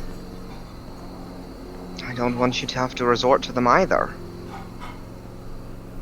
If you don't think it's crucial, I won't, but... I think perhaps for tonight, we should go without. When we are paid, you can purchase your supplies. And we can keep a stock on us then. I'm starting to think that's a good idea, especially if it ends up we have to go into the Dice Lands, I'd rather have it.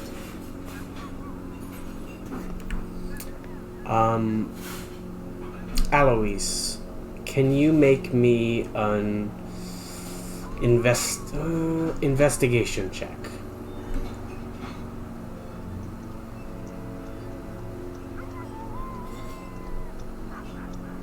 Sorry, for what specifically? To look for herbs for a healing potion, unless you think you already have them. I was gonna suggest survival in like the outskirts of the village. That makes a lot more sense. Survival. Still got an 8. You look around and there's not a ton that you can use to make any kind of potion or salve that might heal your wounds. There's grass and stuff, but it's a lot of like dry, like that stuff that easily catches fire.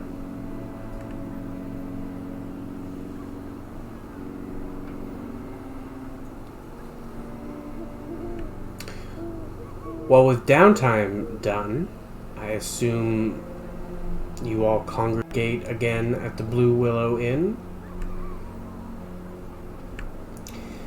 Yes. As you do, the air has gotten a bit chilly as the sun has begun to set. It's still up, but beginning to wane. You can hear commotion from the nearby market square. Nothing that concerns you, just some clattering and shouting from people putting together stalls and platforms and other aspects of the festival. As you all get together and prepare to head out for whatever you plan to do this evening, there is a series of screams of panic and fright. I'm booking it in that direction. Yeah, I'm also booking in that direction. You head off at a quick pace toward the market square. As you enter, you can see people, throngs of people, pushing and shoving, trying to get clear. You're not exactly sure what the cause is, and the guard seems to be both trying to keep the crowd under control while also getting through so they can deal with whatever this might be. I want to push through to whatever the source is. Yeah, I'm gonna follow. All right. Let me move you all to this map. Before we start going anywhere, I cast Shape Water to start following us already. Just God damn it. What form do you want this water to take? Oh, just as a stream that seems to be following behind us. Alright. As you take off at a run toward the screaming that your other companions have raced for, you close your eyes momentarily, feeling the moisture in the air around you as you begin to collect it all together in this stream of floating water that trails behind you, almost like some kind of strange tale.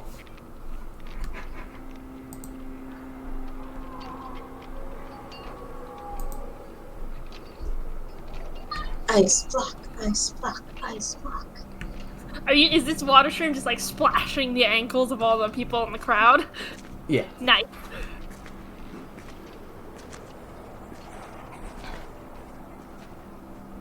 Wish we could have blessed this water.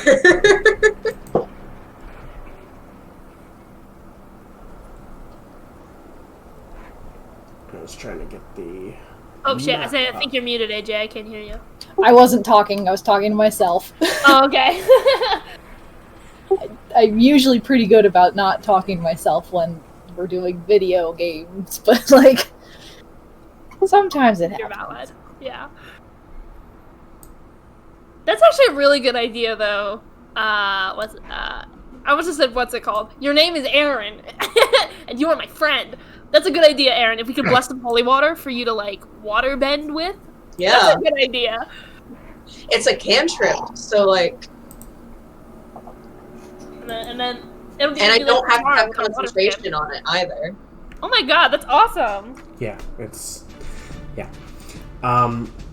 So, as you push through the crowd, the four of you are able to see bloated, pallid gray figures that seem to be crawling out of some kind of grate. They're moving towards the other individuals. They seem to have already injured one person who is down here.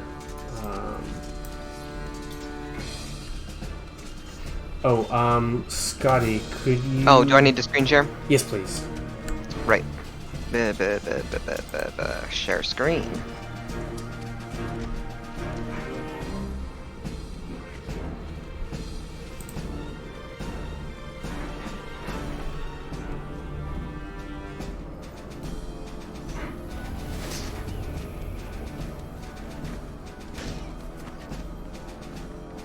Oh, whoops.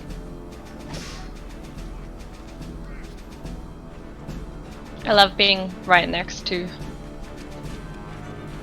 the monsters. I love that. Yes. The best.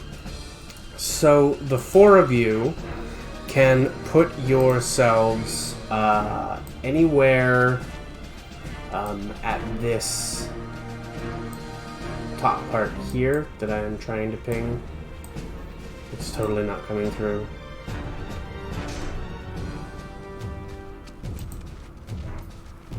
Yes, there. Sorry, my computer doesn't like it when I do multiple things.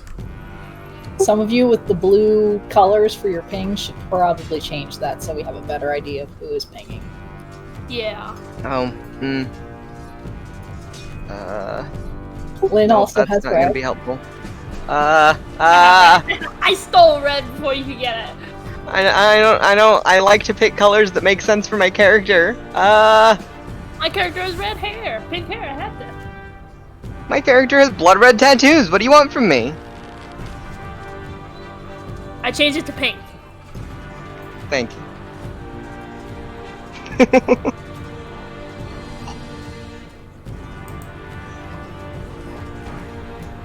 Okay, now Kacey, I have a question for you. It says I can instantaneously move the water. Does that make it a bonus action, or...? Yeah, I will, based on what I know you're gonna do, I'm gonna say that is a bonus action for you to move it 30 feet.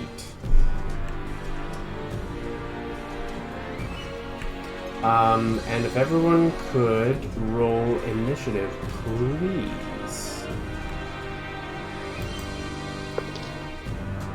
I got an Great. 18. Hold on. Let me I get need my sheet.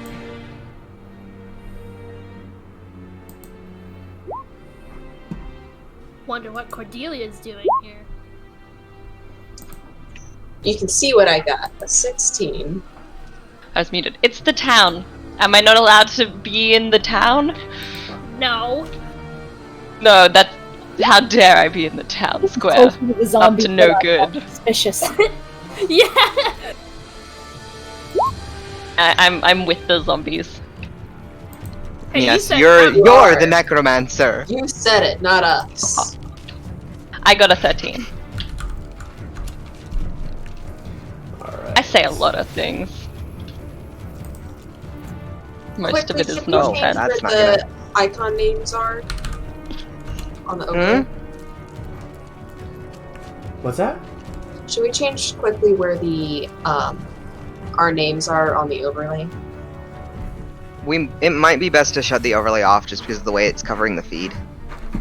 Oh, Right oh now. yeah, for the stream. No one will know who we are now. More Hold on. secrets.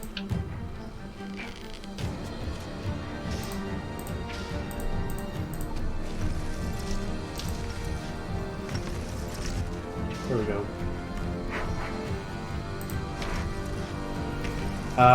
What did you get for initiative, Bernie and Bloodhound? 20. I got a 17.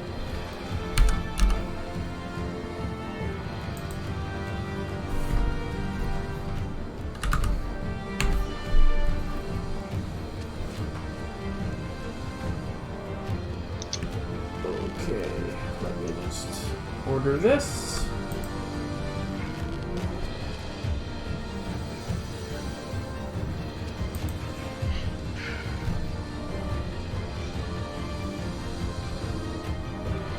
Very close. Right.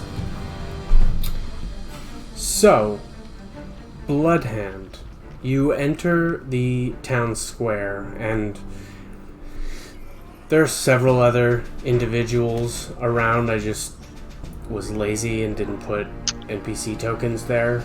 But they're all running away from this mess. You see two individuals who look to be some kind of guard.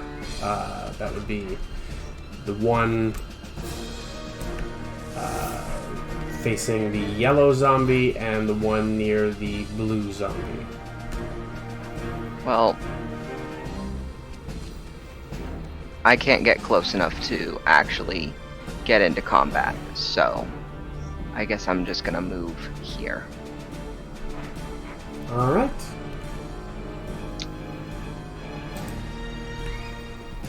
What would you like to do, Shay? Bonus action, Step of the Wind, and I'm gonna run to this red zombie and punch it. Well, no, I'm not gonna punch it. I actually have my spear this time, so I'm gonna pull out my spear as I am running, and I'm gonna hit it with the spear. Alright, go for it. 18. That hits, yep. For 9 damage.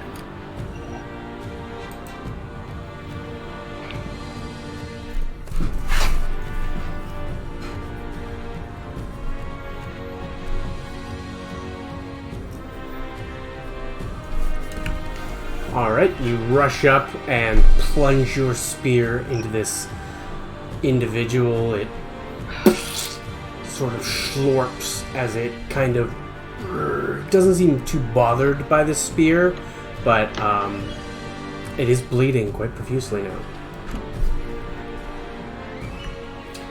That makes it that zombie's turn. And hey, would you look at that? Shay's right here. A 17 to hit. Yeah. Okay. You take 6 bludgeoning damage Ow. as this zombie crashes into you with the entirety of its weight. That will bring us to Bernie.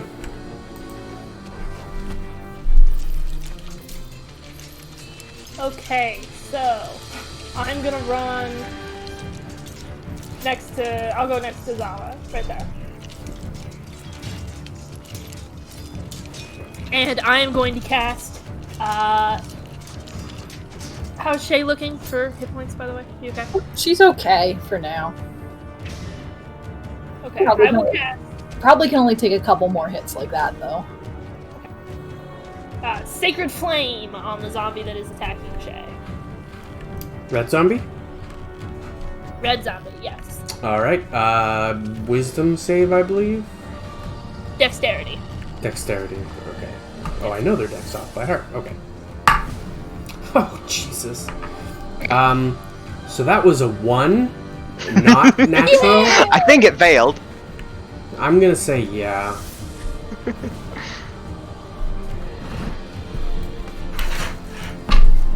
Do I add a spell attack bonus? Does that go on to damage or just no? Mm-mm. Okay, that is 7 tasty points of damage. And I think what it looks like when Bernie casts this spell, I think she almost does like some firebending shit. Her eyes flare green as she like gathers this flame in her hands and spins around and like launches it forward towards the zombie. Alright. Alois, what would you like to do?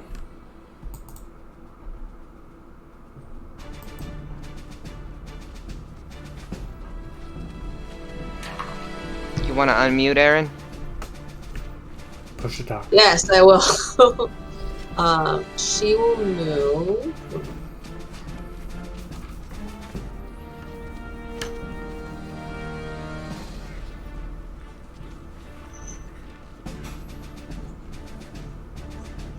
She will move to there, and then with bonus action, move her water to condensing just above the zombie. That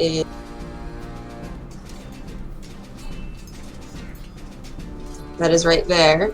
And then she will cast Shape Water to freeze it and drop it on it. Alright. Roll me a... I don't know. It's 4 tons of ice. Yeah. But you still gotta aim properly. It's 5 feet by 5 feet by 5 feet. I'll make that a dexterity save on the zombies part. What is your spell DC? It's just there's no DC to it. It's just a chunk of letters. What is your spell save DC? Because that'll be the DC for Dex. If you're gonna do things that the spell doesn't account for, you have to let the DM make rules for it. And DM with their rules. Sorry, I was looking in the completely wrong place. It's 13. Alright. They got a 13.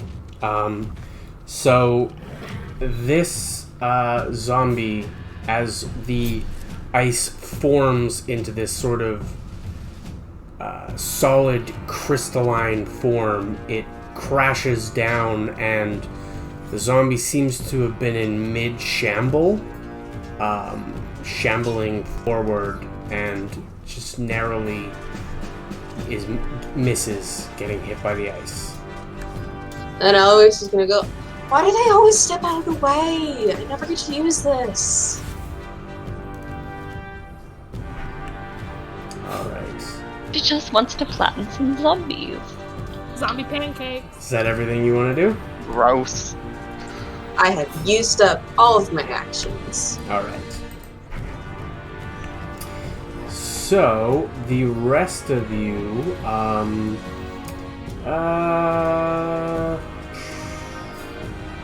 except for Cordelia and... No, that's about it. Cordelia is the only one who does not notice. That's not good. I was excited, but that's bad. Yeah, and the panic sets in. Didn't notice what? I suck. Another zombie sort of climbs out of this grate at the bottom. You can see that the bars are bent and twisted. So we're gonna be jumping down there, aren't we? I think so. We Great. don't start with sewers. I get that. Great. Damn overlays.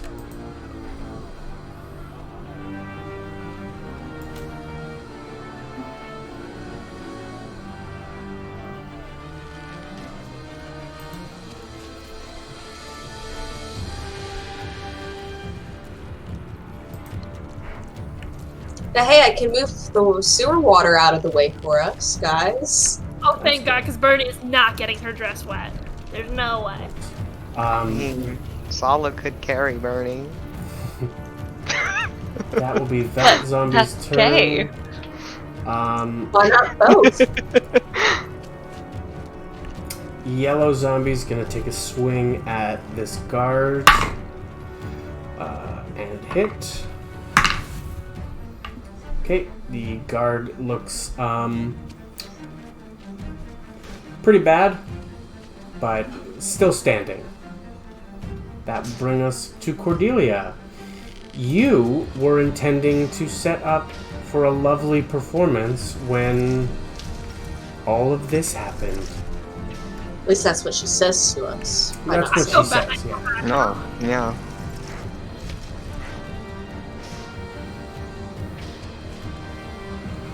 Okay, so she's going to run here behind these three, where it's safe. Well, look at the four of you, right in the danger, not holding back.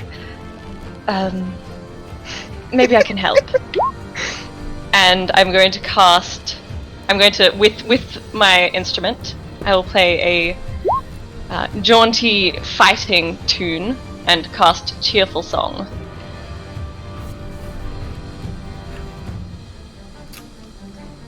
What does Cheerful Song do again? I can only target 3 people, so I will target everyone except for Eloise, sorry. And it gives them each 1 temporary hit point and +1 to their first attack roll, saving throw, or ability check. Nice. All right. I can use temporary hit points. Yes. Is there anything else you'd like to do, May? No, that's my action and movement. I got nothing else. Alright. That brings us to Blue Zombie. Who misses their attack. And Pink Zombie is going to move. If I can move them. Yeah. Gonna attack the guard.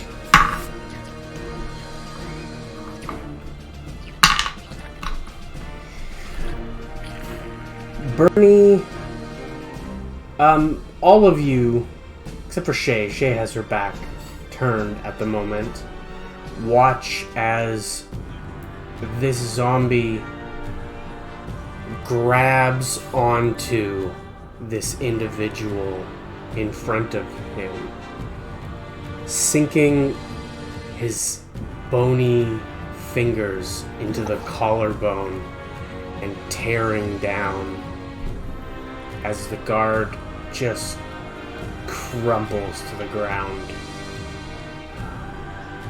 Yeah. Uh-oh. But that will bring us to the top of the round to Bloodhand. Oh yeah, I can finally do something. I'm gonna step where the guard died. That's my spot now. Is he dead? Did the guard die? Yeah, he's dead. No! I can't You're gonna even- step on his corpse? I'm standing over him, thank you. That still But it seems puts me exactly disrespectful. where I need to be. You're not sure. He might be dead. Either way, I'm standing Bernie. over his corpse. They're gonna have to go through me if they want to eat him. So as I step up over this guard's corpse, I'm drawing my great axe, the haft of which looks like a long leg bone, and the blades of which were clearly made out of antlers. And I'm going to, as I attack, cast Heart Sunder, which is going to give me an extra 1d6 damage. Or no, excuse me, it's going to give me an extra 1d6 on the attack roll. And I get a bonus 1 from Cheerful Song.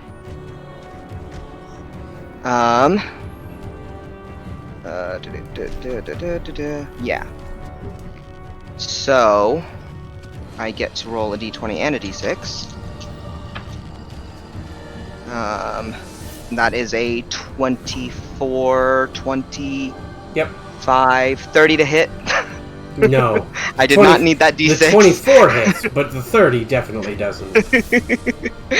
And as I'm swinging down, my tattoos bend and swirl down my arms and up the haft of my great axe to coat the blade of it with what looks like it's probably blood, not ink.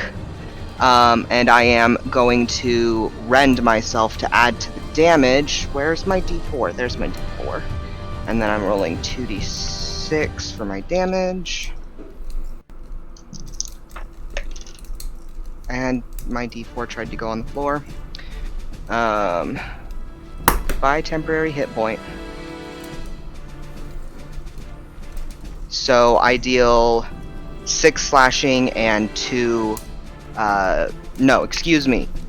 9 slashing. I need to stop forgetting my modifier. And 2 rend damage. Alright, to yellow or pink? Yellow. Yellow's the one right in front of me. I'm going for them first.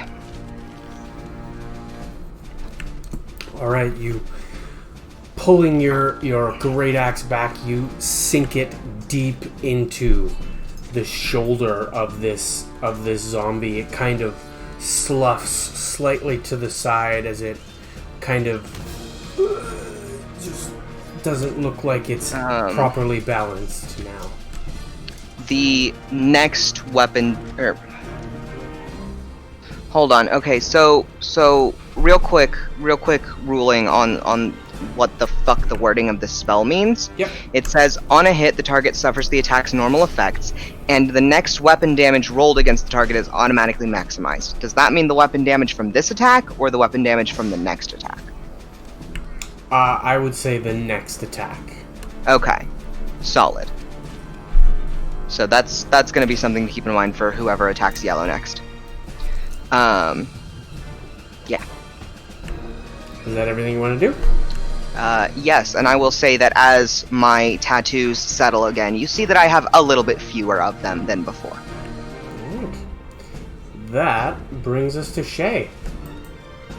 Okay, I'm gonna do basically the same thing I did last time, except I'm gonna grab my spear with two hands and try to be a little bit more forceful. Alright, go for it. You remember you do have a +1 from Cheerful Song. That, I don't think I needed it, because that was a 25 after that. Yes. Just hits. Just barely. The AC's been 24 all along. A whopping 4 damage. And I'm gonna follow it up with, like, a roundhouse kick to the chest. Go for it. That was bad. It jumped up into my small part of my dice tray. Oh, that's an 8. 8 just hits. Oh. That was 4 damage. Alright, so you plunge your spear into the clavicle of this creature, sort of pinning it in place as you crouch down and bring your leg up, cracking it across the face. You hear this twisted snapping of a neck as the body tumbles over and falls to the ground, never to get up again. I mean, that's It's what really we cool. the first time it died, so like... Yeah. It's undead. And It's then re-dead. I still have movement yet. I'm gonna scoot up here. So Yeah, I flank it. 4 copies. And I don't know if we're doing flanking rules, but who knows? I hope we're doing flanking rules. If you I get like it, to have so do advantage the on attacks. enemies, though. Okay.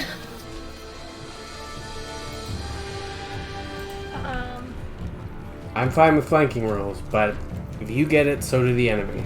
I like flanking rules. I love flanking rules. Then you would have advantage on your next attack, Bloodhand or Shay. But if that's the end of your turn, Shay, we go now to Bernie. Sorry, See, Bunny. Bunny. The flanking rules will also come back to bite us in the ass in session 50. When Cordelia turns on us. Yeah.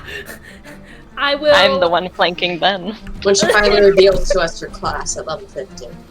Or It's rogue. session 50. I will grab the guard. Shit. I have an opportunity to do like possibly a lot of damage, but This guard is clinging to life. He's bleeding out. Much of his neck was like basically torn out from him. So whatever you do, you got to do quick. yeah, I'll cast Cure Wounds. All right. Like I'm gonna pull him away from the zombies and cast Cure Wounds. Like drag him over to where I'm currently standing. Okay. When you're dragging, you have half movement, so you can drag him. It'll take you 5 to get over there, so you can drag him 10 feet.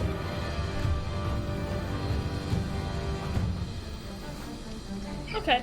So that's what, 15 feet of my movement used to get him over by me? That'll be your full movement. Because when you're dragging someone, it's basically like it's kind of like difficult terrain. You move 10 feet for every 5. Yes. You use 10 feet for every 5. But if it's 5 feet there, and then it would be 5 feet to get back to where I'm just pulling him to where I'm currently standing 1 square away. So that would only be 15 feet, right? Yes. Yes. Yes. Okay. Yes. I'm bad at Okay. math. Alright. 1d8 to cure wounds. So you said I can reroll ones? Oh, yes. I got 3 more spell slots. Thank God.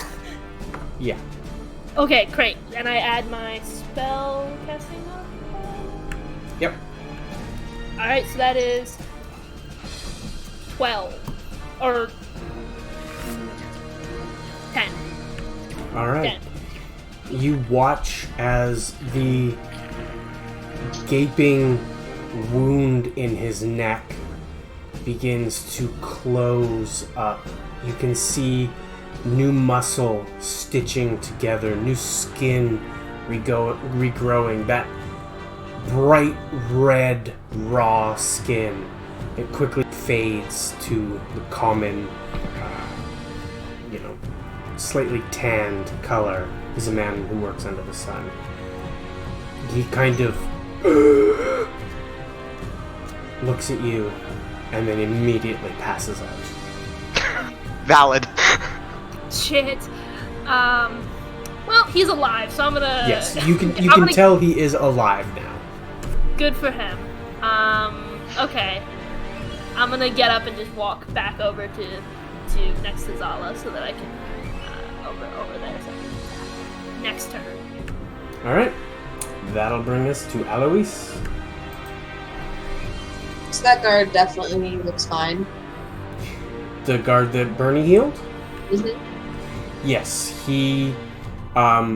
he's still like covered in his own blood because That's okay. that's not how cure wounds works in my world, but he is healed up and looks to be fine, just very unconscious.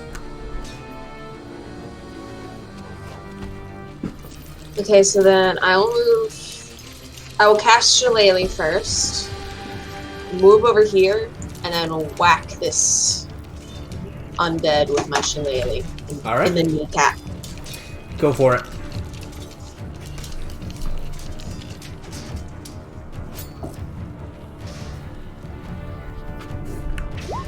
Yeah, that hits.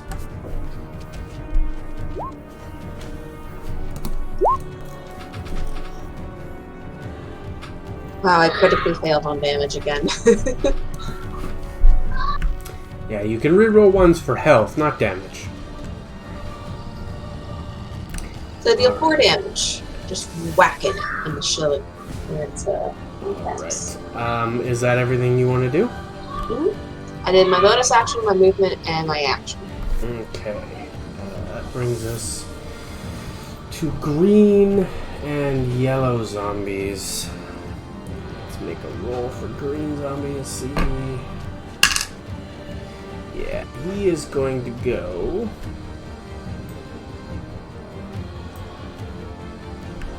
Right here. Right next to Bernie. And gonna take a slam at her. Oh wow, okay. Well that was a natural 1. I was gonna say it's a nat 20, I was gonna cry. It was a natural something. He kind of rears back, getting ready to slam at you with the full force of his undead weight, and kind of trips on the sludge under his feet and falls prone on the ground. Nice. But yellow zombie is still around. Gonna take a swipe at Bloodhand because Bloodhand heard it. 13 to hit. 13 will not hit. Alright. Just misses you. I don't know exactly how close it was, but it misses you. That will bring us to Cordelia. Okay. Cordelia is uncomfortable, but she's gonna run up behind Bunny and cast Protection from Evil and Good. She's gonna tap you on the back. Thank you. Which, I guess the most relevant thing is that creatures of undead type have disadvantage on attacks against Bunny. Duly noted. And then I'll take one more step back. Alright. Is that your turn? Yeah. Alright. That brings us to blue zombie, followed by pink zombie. Blue zombie, gonna take a swipe at...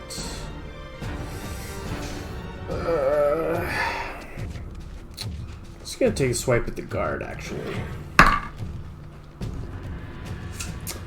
I can hit the guards. So that's something. You could probably hit me. Oh yeah, that's true. You don't have great AC, but zombie decided. You already said who you're gonna hit, so. I don't have great AC either, but that's why I'm standing back. Duly noted. Don't tell the DM that. No, don't notice. No, I have 20 AC. Ah, that's pretty good. My music repels attacks. I better try and hit you more. No, just give up. And a nat 20 eventually. It'll never right? happen. So the zombie kind of claws into this individual's leg, and they're looking pretty hurt. Like, down on the ground, gripping a bleeding leg. It's like they hit an artery. Pink zombie is going to attack Shay. And... well, that hits. 21 to hit. Yeah. Okay, so Shay, you take...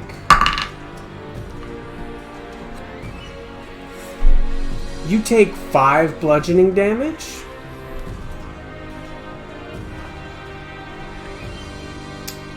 And then we go to the top of the round with Bloodhand. I'm hitting yellow zombie. Alright. You have advantage. I do have advantage. I should roll 2 dice. Yes, yes. Well, I got a nat 20 on one of those and a 10 on the other. So, Well, the nat 20 is what you take. yeah. So, Unless you don't want to. You don't have to. are we gonna have the max damage from Heartsunder apply to my crit dice? That's what the spell, yeah. That's what the spell says. Okay. So, Incredible. what is the max damage of your crit dice? So that's 24 plus 3, so I'm dealing 27 damage to this, this yellow zombie right now. Awesome.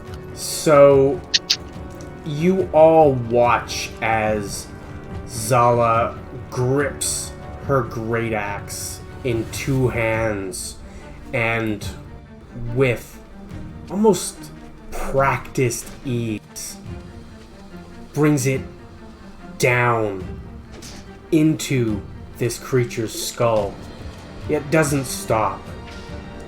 It cleaves almost completely through, stopping only at the pelvis, where she yanks her axe back and this creature falls in basically 2 halves. And when it falls, I want to step into where it was, putting myself between Bernie and Pink Zombie. Sure.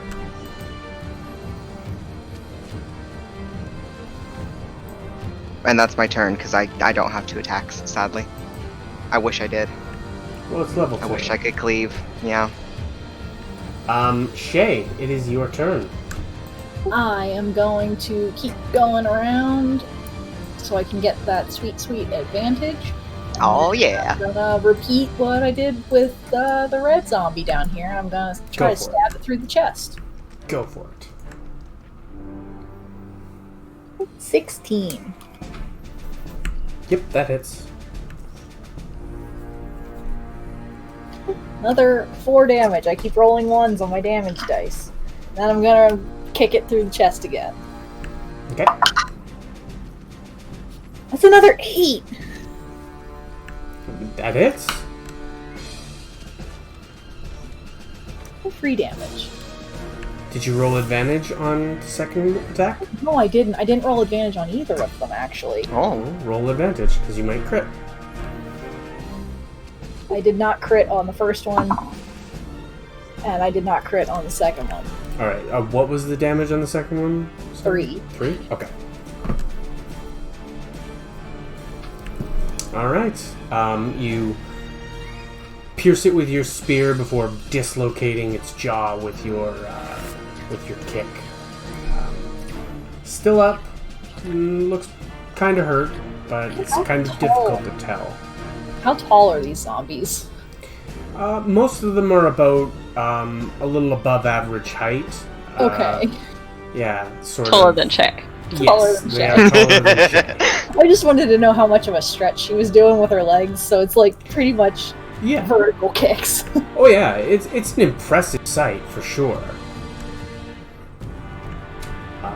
That is my turn. Bring it to dead zombie, which brings us to Bernie. I will call out, Shay, are you doing okay? She gives you a thumbs up. Zala? I am perfectly fine. Fantastic. So, question. The green one hasn't been hit yet, has it? Nope. Okay. Oh, is that really a cantrip? Yummy. Okay, alright. I will cast Toll the Dead as a cantrip on the pink zombie. And because it has taken damage, I'll do 1d12 if it fails. That's a wisdom save though, right? Oh, wait, shit, no, I should check first, because I didn't last time. Is there any kind of check I can make to make sure that necrotic damage would hurt these guys? You can make a religion check. I'm playing somebody who's smart now, and I can't just be being a dummy. Yeah, we've traded places. It's an 18 on my religion check. You would know that zombies don't seem to have any kind of resistances in terms of damage. Toll the Dead it is! 13? Is that what your DC is? Yeah, my DC is 13. It's a wisdom save. Alright, well they rolled a 13 minus, I think 1. Oh, thank God! Thank God there's a minus. Nope, minus 2, so they got 11, so they failed. Yay! That is 8 points of damage. Get fucked. Pull down the rope on my magic bell. Yeah, you all, except for Alois, because she's a bit preoccupied right now, you all see the faint outline of what looks like a church bell around Bernie, before this other zombie kind of covers its ears. I don't see it because I'm not facing that way, but it's okay because I've seen it before. Yeah. I know what's happening. But that'll bring us to Alois. So, like, how hurt does this guard look? Pretty fucked up. Like, about to die fucked up? Like, if he takes one more hit, he will be making death saves, to put it in mechanical terms. So first thing I'm gonna do is use a bonus action to try to force the zombie out to back up a bit with the giant ice block. Alright, Yeah, okay. I will say you can do that. You shape the water into this sort of thick pane of ice that you slide down in front of you and begin shoving backwards. Make me just a generic spell attack, like d20 plus your spell attack modifier.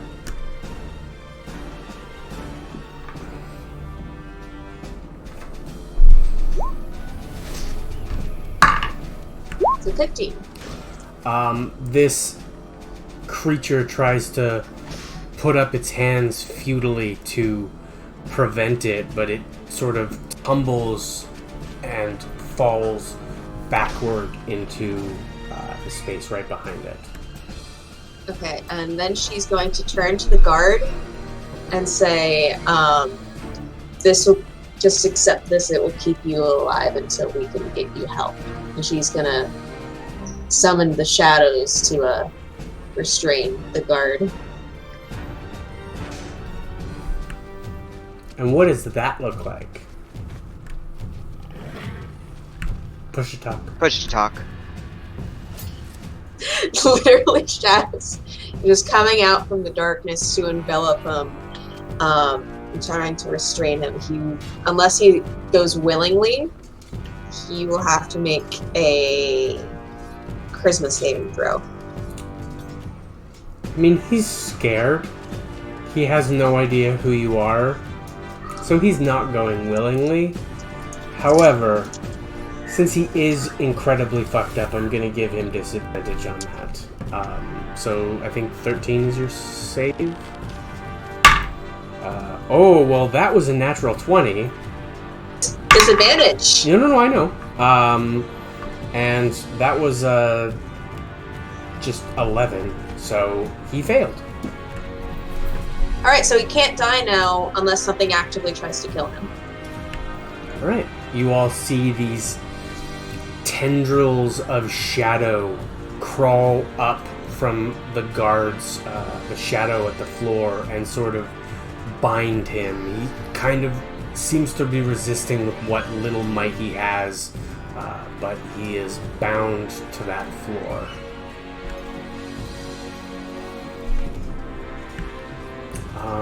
I think that's everything you can do, though. And then I'm gonna move around to where the zombie is. Cool. Do you still have the pane of glass? Yes. Okay. Device, So, yes.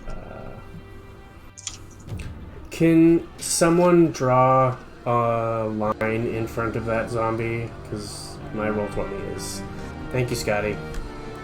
That was not me. Oh, I saw you I was doing going it. to, but I saw you doing it in the chat. Thank you, Aaron. Yeah. Okay, we will be moving to green zombie and dead zombie. Yeah. Green zombie is going to attack Bernie, and it has disadvantage, right? I don't think so. Yeah, it has disadvantage because of Cordelia's Cordelia protection. gave you from good and protection from Oh, good right, and I evil, forgot so, about that. Yeah. Hell yeah. You are protected from evil. Thank you, Cordelia. Now do you trust me? No. That could have been a ploy. It could have. It's fair.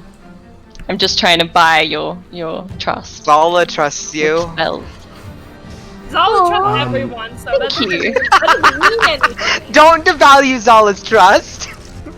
Yeah, Zala's great. I love Zala. Yes, she The zombie, you can see that, its fingers would have grazed against you, but you hear the faintest sound of music and watch as, for some reason, its fingers almost bounce off of you. Thanks, Cordelia. Knowing my luck, it would have, critted and murdered me in a single hit. I forgot to mention that the guard also does not feel pain any longer. Oh, okay. That helps. He's he's scared, but he's a little cool. calmer now that he doesn't feel how messed up he is. Dude. But you know, he's Like, still okay, I freaked guess out. I'm in timeout. That will bring us to Cordelia, though. I'm going to play Cheerful Song again. This time for Eloise, Bunny, and Bloodhand.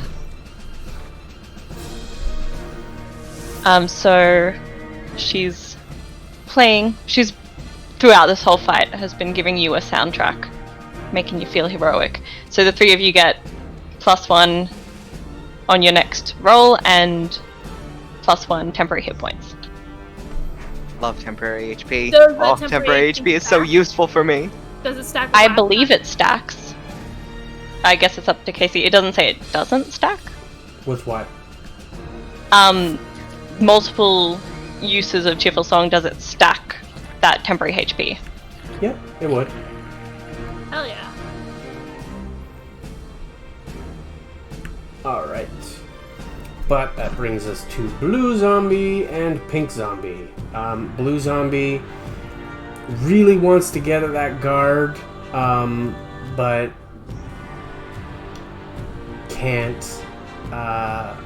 Stands up and is going to try and attack you, Eloise. Does a 13 hit? Sure does. Your HP's lower than 13? It's an 11. Well, I Oh just my have. god! It's also 11. It's fine. Yeah, nothing bad could possibly happen to the people who have AC of 11. Eloise, you take 5 bludgeoning damage. And, Thanks for that hit point. You have. Now I'm concerned. Pink Zombie is going to attack Shay because Shay hit it last. Does a 16 hit you, Shay? Wait, yeah. Sorry, I guess my push to talk didn't work. 16 hits? Yeah. Rip. You take 3 bludgeoning damage. That's good. That brings us to Bloodhand, though. I am attacking Pink Zombie. Okay. You have advantage. I do. That is a 20 to hit. Yep. And I am going to rend myself for the damage. Excuse me, a 21 to hit, I'm sorry. I forgot about my +1. Then no. And I'm gonna rend myself for my damage. So you all watch as my tattoos swirl and move, and I lose more of them. And I deal 8 slashing damage and 4 rend damage to the zombie in front of me. So you all watch as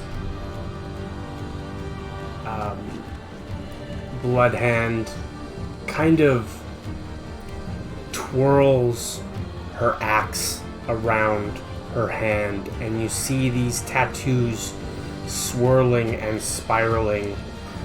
She swings it and just cleaves across this creature's neck. It stands for a moment before its body crumples and its head goes another way. And I imagine it has left behind this, like, mist of red from my magic. You can see this sort of haze of red where Zala's blade cut through, still lingering in the air for a couple moments. And just continuing my movement, I'm not even stopping after I cut this zombie down. I take a step over here next to Bernie. Alright. that will bring us to Shay. Seeing as it seems like Bloodhand has got this, Shay is going to use all of her movement to get over here next to... Oh god, I already forgot her name. Aloise. New characters, I can't remember names. It's okay. And, We'll get there. It takes time. You yeah, have so many. It's okay. she is going to do her two-handed stab and roundhouse kick combo. Go for it.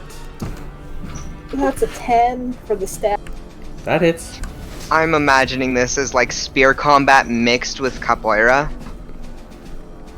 That is... 5 damage. And that is a nat 20 on the roundhouse kick. Sick. Sorry, I forgot to make it. And that will be 5 damage for the kick to the face.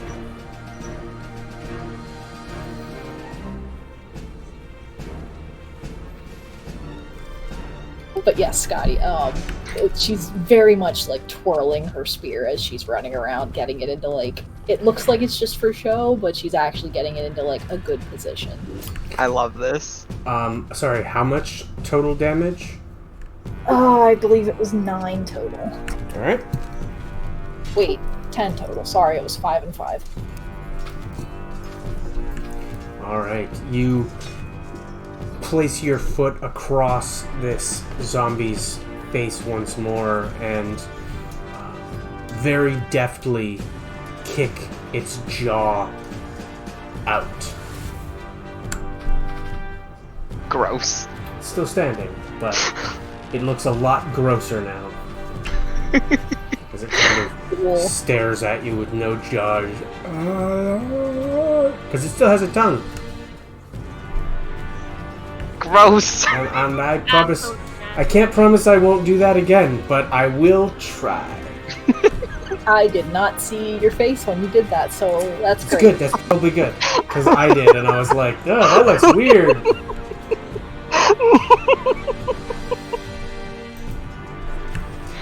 Alright, that will bring us to Bernie.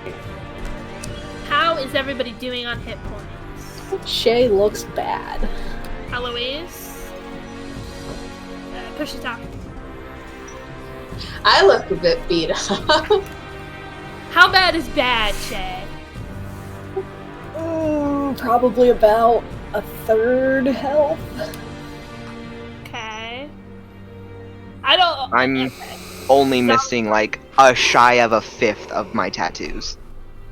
Cool. So then I will run over behind these two nerds.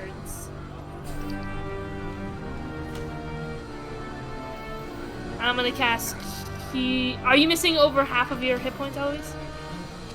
Nope. Okay, I'll heal Shay.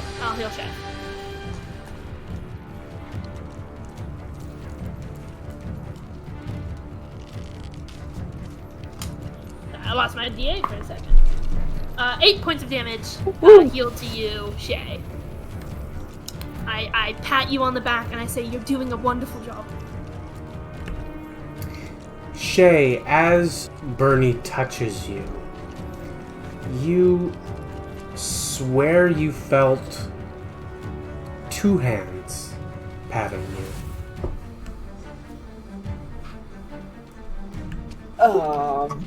What?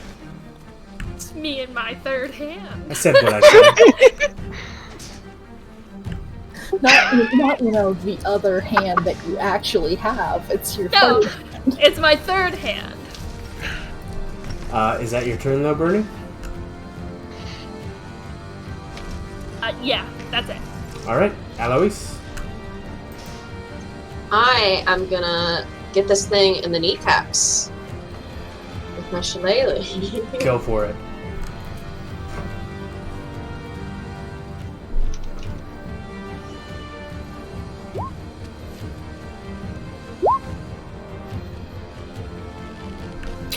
And then that's +1, right?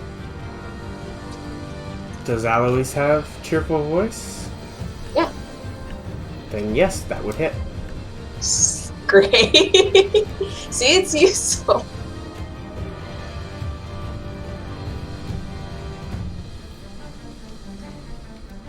Too many tabs open.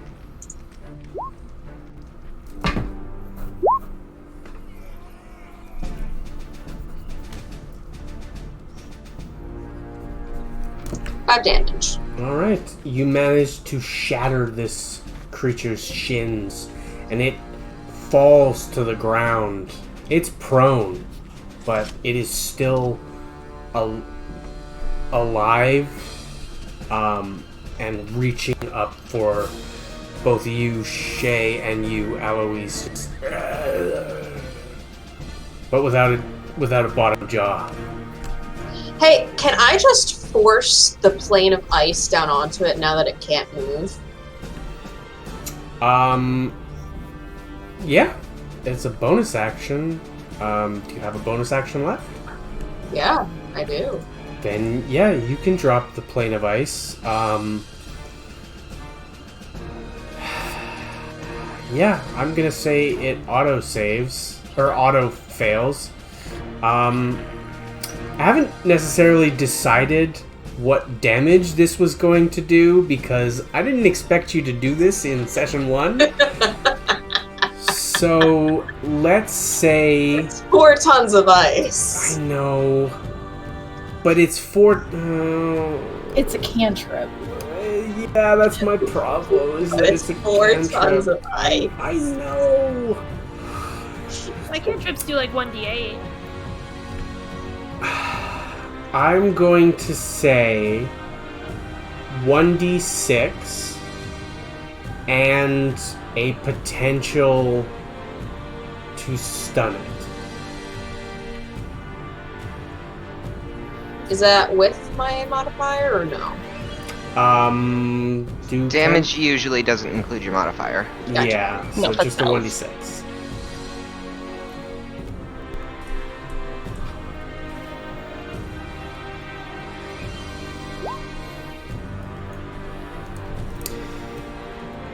So you tilt your hand, indicating for the pane of ice to fall, and you watch as it just slowly falls over onto this zombie, crushing it underneath it, releasing its gooey insides all over this square, staining yours and Shay's feet.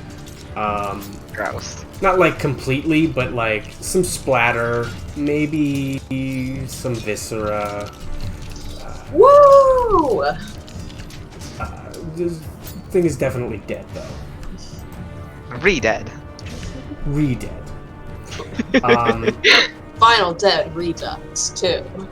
But that will bring us to Green Zombie, who is going to take a swipe at Cordelia. No, not Cordelia. Sorry, Bloodhand. I'm right here. I know you are. I will die. 12 to hit. That won't hit. All right. Then that will bring us now to Cordelia. It's so fucking weird being a tank, y'all. I am still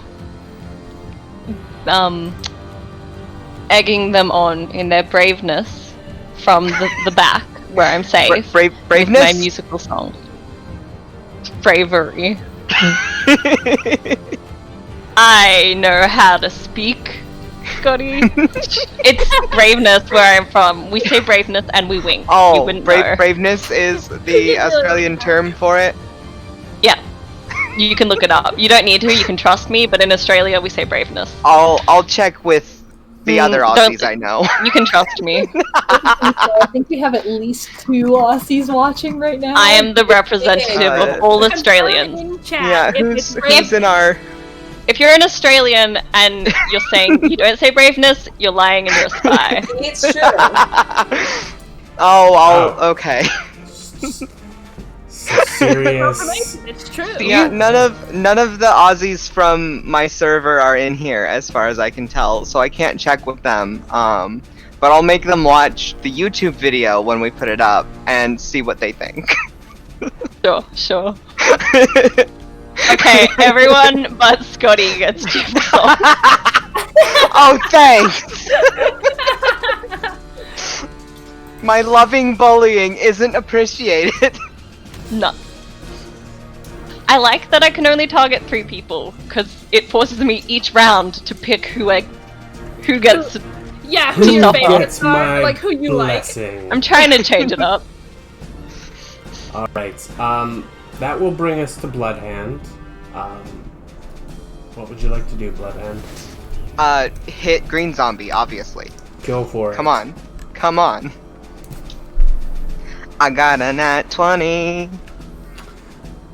Alright. There's been a lot of nat 20s. Yeah, I don't know what's up with this, but it's a heart, so it's really easy to tell that it's a 20.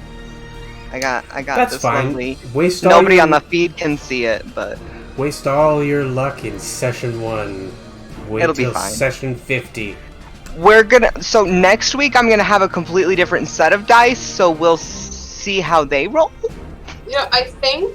I'm gonna be changing up my dice next week as well, because Me too. I hit some of you, but not all of you. I think Cordelia do needs that. to Okay, I'm rolling I think 46 that's for where this I'm one. at, 'cause And you know what? I'm gonna be Yes. spicy and I Ren. worship Satan. Alright. In 6, Maybe. 8, 11. I can neither confirm nor deny. I do 11 slashing damage and 4 rend damage to the zombie in front of me. So I am down from 21 to 17 HP. Bloodhand. How do you want to do this? Oh, I'm just whipping my great axe around over my head with my tattoos, of course, again, swirling up onto the blade and just cutting its head clean off. Alright. So you all watch as Bloodhand swirls their great axe around. You can see the tattoos beginning to shift, even in the brief moment that you get of their muscular arms. Their axe cleaves through this neck with ease, and you watch as some of the skin bubbles and boils slightly. The zombie falls to the ground, its head rolling away. And when my tattoos settle, I have roughly half the tattoos I had when we started combat. And I'm just gonna immediately go running over to kneel by Bernie and make sure she's okay. Meanwhile, Alois is going to basically skip over to the guard, use Cure Wounds on him real quick. Alright. How much does he heal up?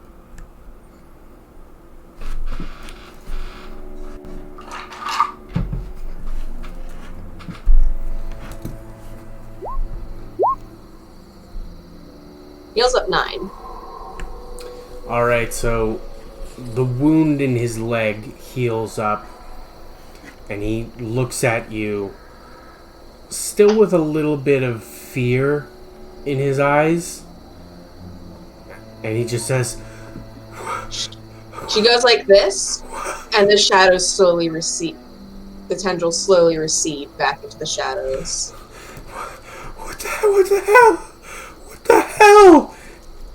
Doesn't say anything else, just repeats it as he kind of runs his way away from you.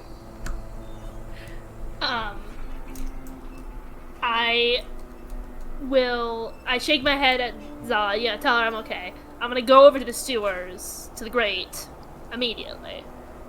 Okay. I'm following. What's that place? I think it's where the creatures are coming from. I should be able to mend it. How is it to scale on the map or no? Should we try yes, to it find is. where they're coming from? I'm more concerned with stopping any of them from immediately coming out and attacking more people. We I mean, could especially climb in and where- close it behind us. That's a good idea. We don't know where it will end, though. Where it will come I mean, out. it's a sewer, right? It'll let out in the water somewhere. Possibly. Could be far That's away. not Sala's voice. I'll call Shay over. Oh. Actually, no, I'll walk over and get Shay, and I will wave to Cordelia, and say, thank you for your help. Yeah, I was hoping the four of you might stop by for my show, but I didn't perform my best. It was under pressure. You're not going in the sewers, are you? I don't know. That's what we're going to figure out. He seems like the best idea, and I can just move it all away. So we'll have dry land.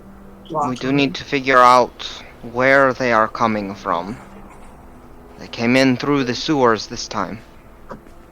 Did, which is more concerning than them attacking the borders where guards are. Well, I'd sort of... It happens that figuring out where these zombies are coming from might align more with my goals than I'd previously intended, but I don't know if I want to join you if you're going in the sewers. Oh, don't worry, I'll just move the water away. But it'll still Do stink. you have another and be a sewer. option? What are your goals? What are your... what? Mine is to get paid. Are you going That's to a join fine me? goal. If you want to come with us, that's alright, but there's not going to be any money in it with you if you don't discuss it with the Lord. I know. If you will allow me to accompany you, that is all I request. Can I make a check real quick to see if her goals are harmful? Or like, if whatever I can pick up about her trustworthiness in this situation. Everyone's white. I'm working for Satan. Because Sure. I'm gonna sacrifice you. You can. I trust Cordelia, but Bernie thinks that maybe you may be You- a sister. You don't seem like you trust Cordelia. I trust her just fine because I know that I trust that you would not betray us in session 1. But No, I'm And earning your that trust so was that I can your betray you in mistake. session 50. We've been over this. yeah, can I make an insight check? Sure.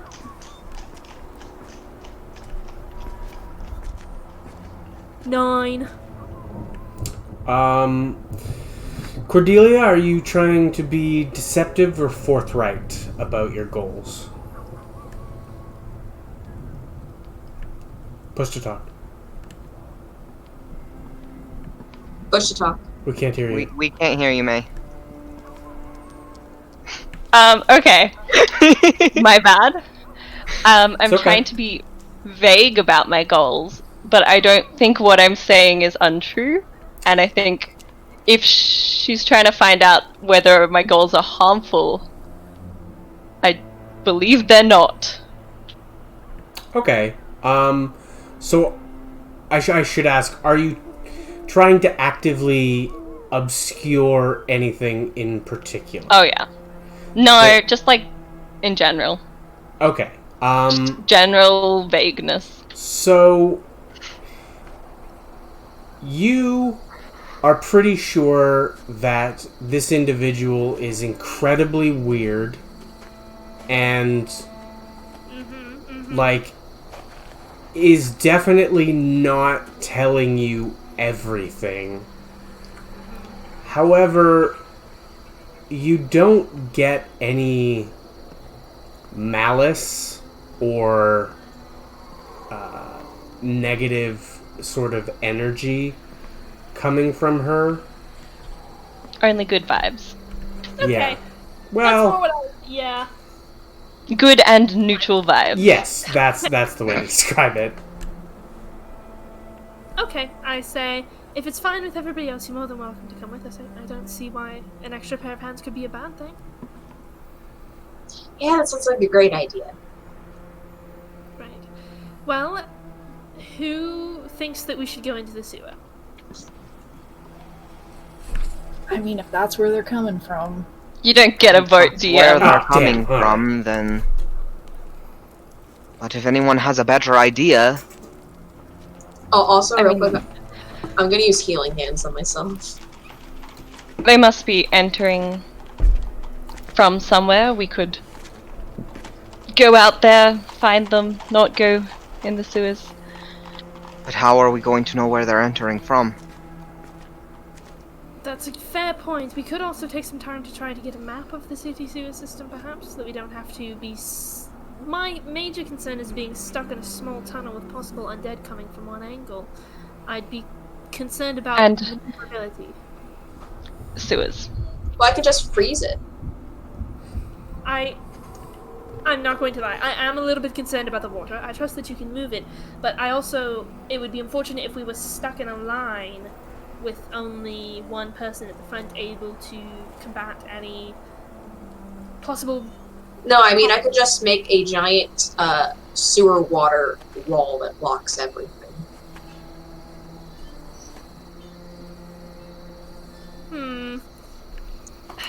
Fucking shape water. She likes to freeze things. You might need to nerf Aaron's use of that. I'm gonna look into it, but I like letting my players do weird shit. Like, Yeah, but there should be a limit. oh, there will be. See, the thing is, the examples I saw of shaped water were literally in the sewer or make a giant cube to lay on people.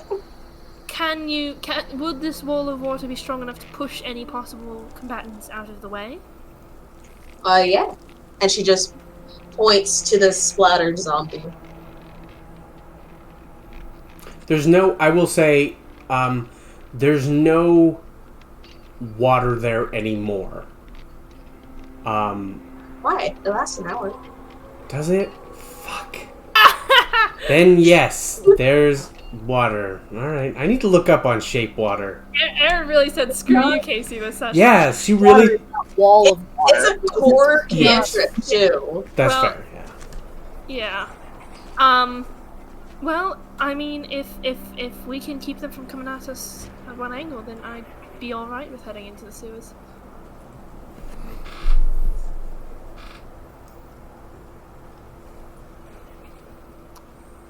And I can mend it after us, and I'm sure Zala's strong enough to break a hole in whatever we find at the opposite end, as far as getting out.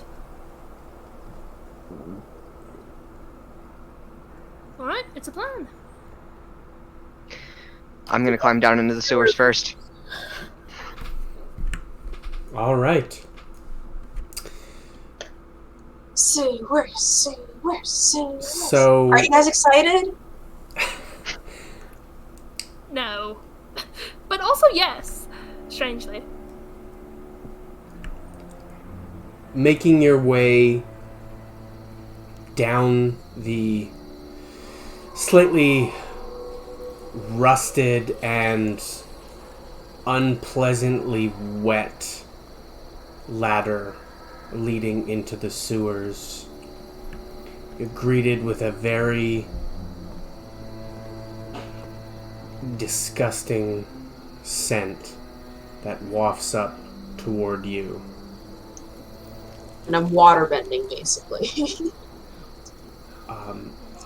As in the span of a minute or so, the five of you descend the ladder into the stench-ridden darkness of the sewer. And that is where I will wrap session 1. Yay! Solid. Good job!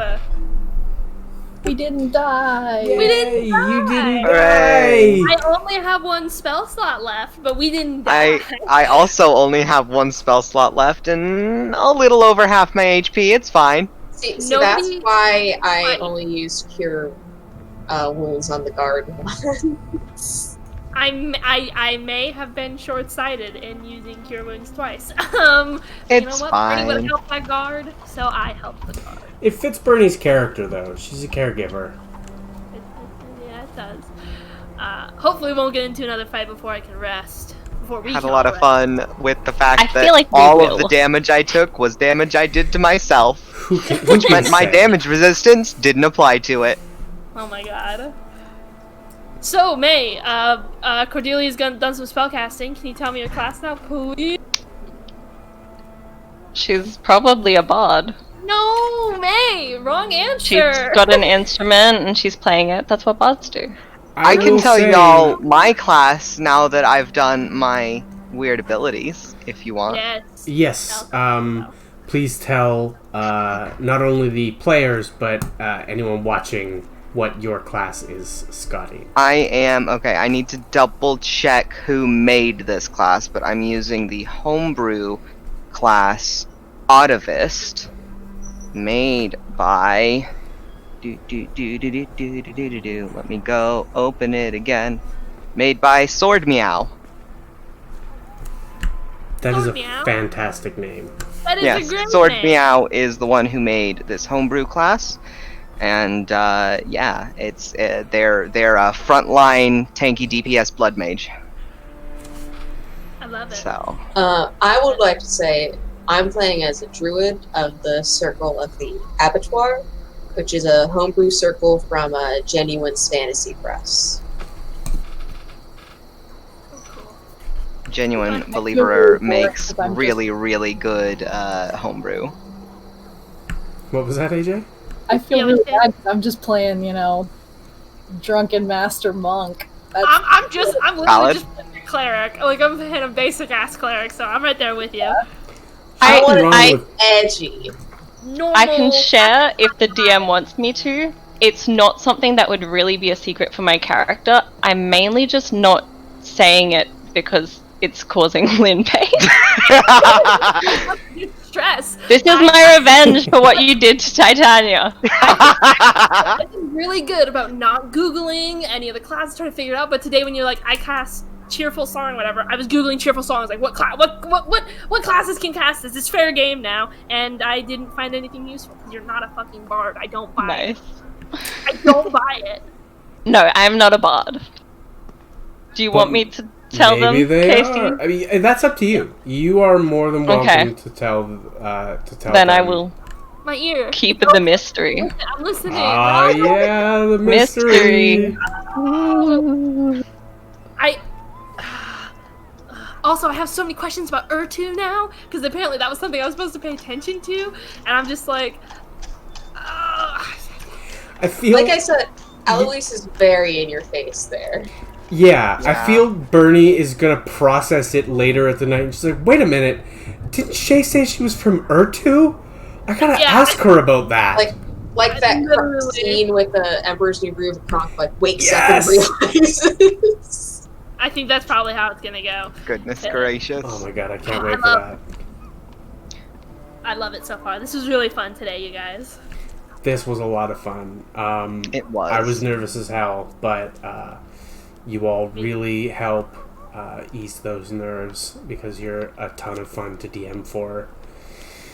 Even when It's you drop like- giant blocks of ice on my zombies. All those nerves about starting it just go away as soon as we get in a game because Yeah. this is just our group. This Yeah. is us. We're It's just playing us. D&D. Exactly. Yeah, it's a lot of fun, and I hope anyone who's watching thoroughly enjoyed our antics because this is our group. These are our antics. Yeah. I mean, even though we're And, not streaming, we are just as wild and weird. Feel only free gets to dumber hit from us with any questions on Discord. The Compass Rose Productions Discord is linked in the Twitch profile.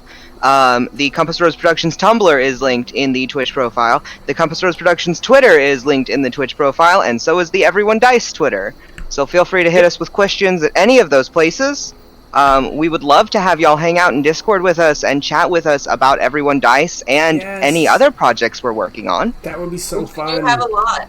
being made. Yeah. Right now. We have working two on other quite a bit. projects that are currently heavily under the works. An interactive novel that I'm writing and Aaron is coding, and a sort of gaming talk show that Kacey and I are slowly building up.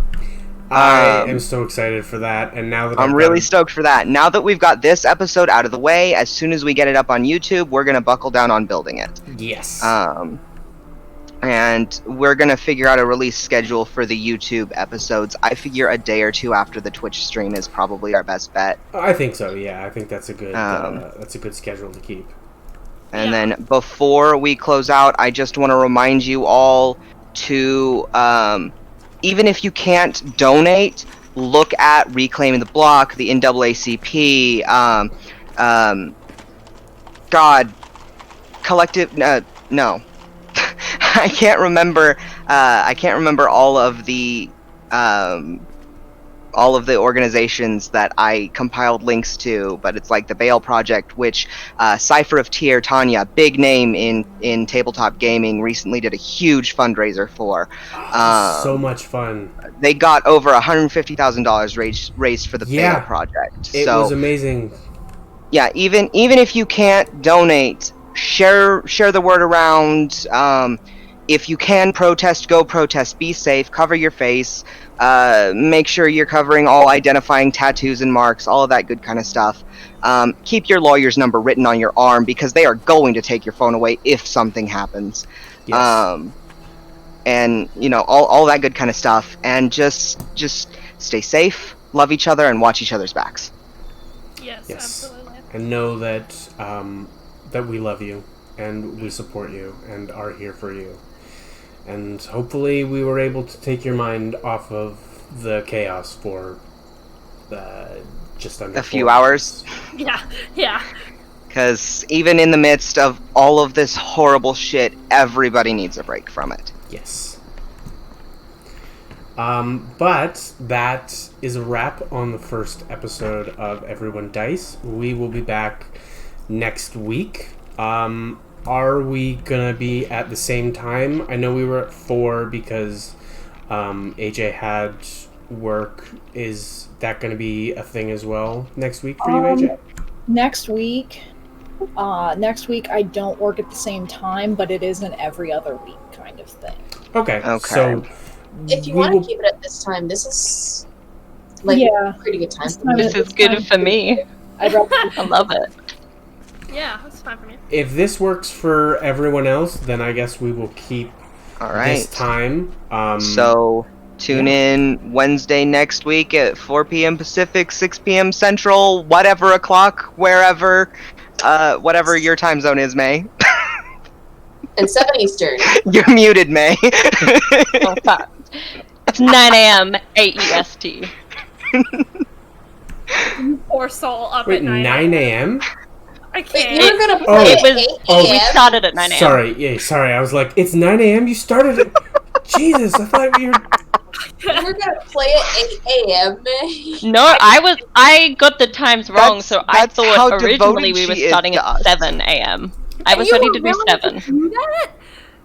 But we're doing 9 and I'm very happy. Much. No, I love D&D that much. Oh, come on. Oh, you don't love us? Come on. No, I do. All right. Thank you all for watching. Thank you all for playing. It was a ton of fun, and I am excited for next week when you all get to explore the sewers.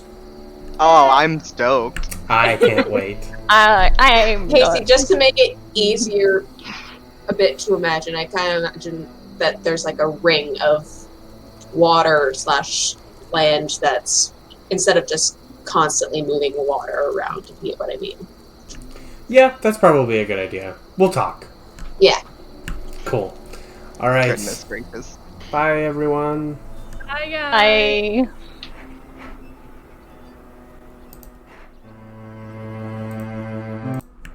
And...